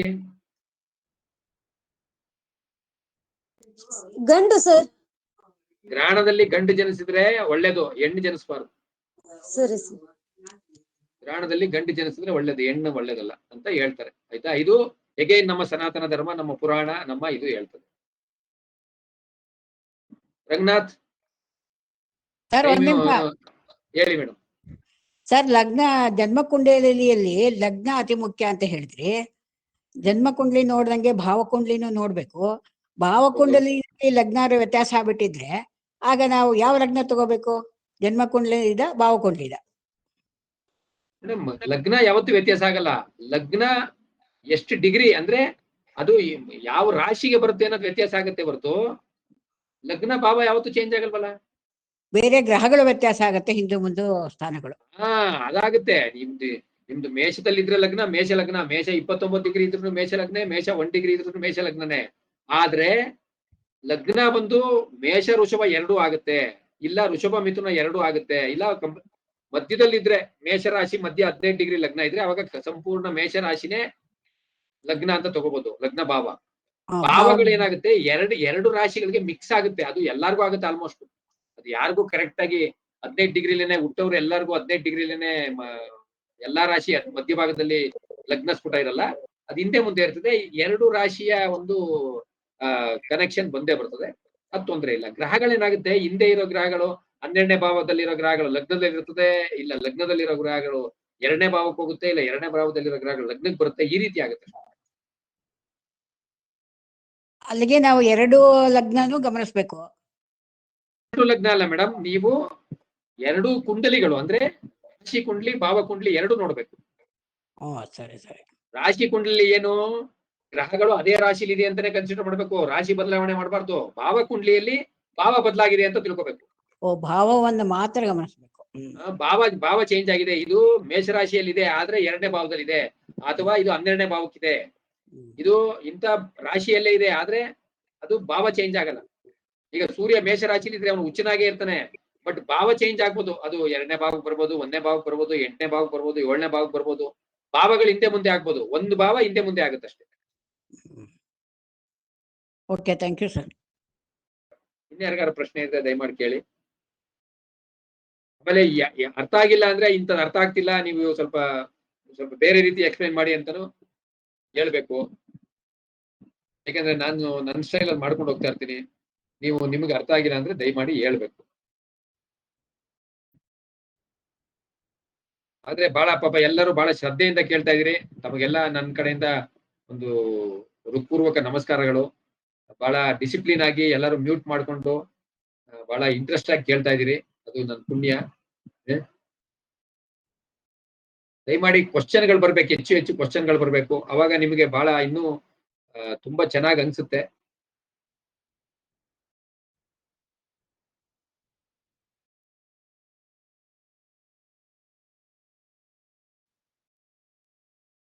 ನಿನ್ನೆದು ಯಾವ್ದು ಕ್ವಶನ್ ಇಲ್ವಾ? ನಿನ್ನೆ ಇದಕ್ಕೆ ಸಂಬಂಧಪಟ್ಟ ಹಾಗೆ ನಂದಕಿಶೋರ್, ವೆಂಕಟೇಶ್ ಕ್ಲಿಯರ್ ಇತ್ತು ಸರ್, ನಿನ್ನೆ ಹೇಳಿದ್ದೆಲ್ಲ ಕ್ಲಿಯರ್ ಇತ್ತು ಸರ್, ನಿನ್ನೆ ಹೇಳಿದ್ದು. ಇವತ್ತು ಸಹ ವೆಂಕಟೇಶ್ ಮೂರ್ತಿ ಅವರು ಏನಾದ್ರು ಇದ್ರೆ ಕೇಳ್ಬೇಕು ಪ್ರಶ್ನೆ.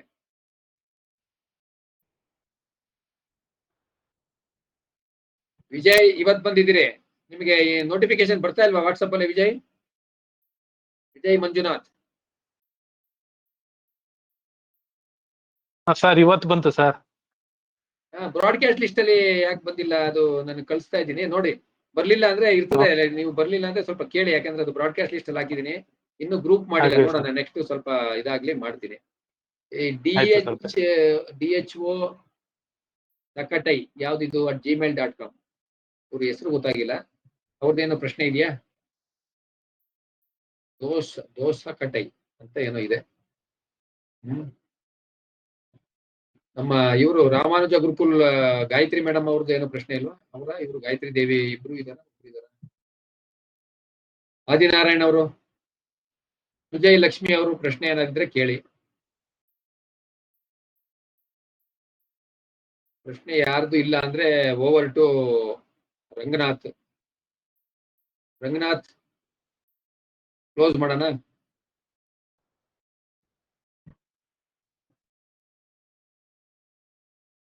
ಓ ದೀಪಾ ಅವರು, ವೆರಿ ನೈಸ್.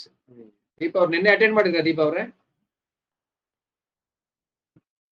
ಮೋಸ್ಟ್ಲಿ ರಾಣಿಬೆನ್ನೂರಲ್ಲಿ ಇದೀರಿ ಅಂತ ಕಾಣುತ್ತಲ್ವಾ ನೀವು?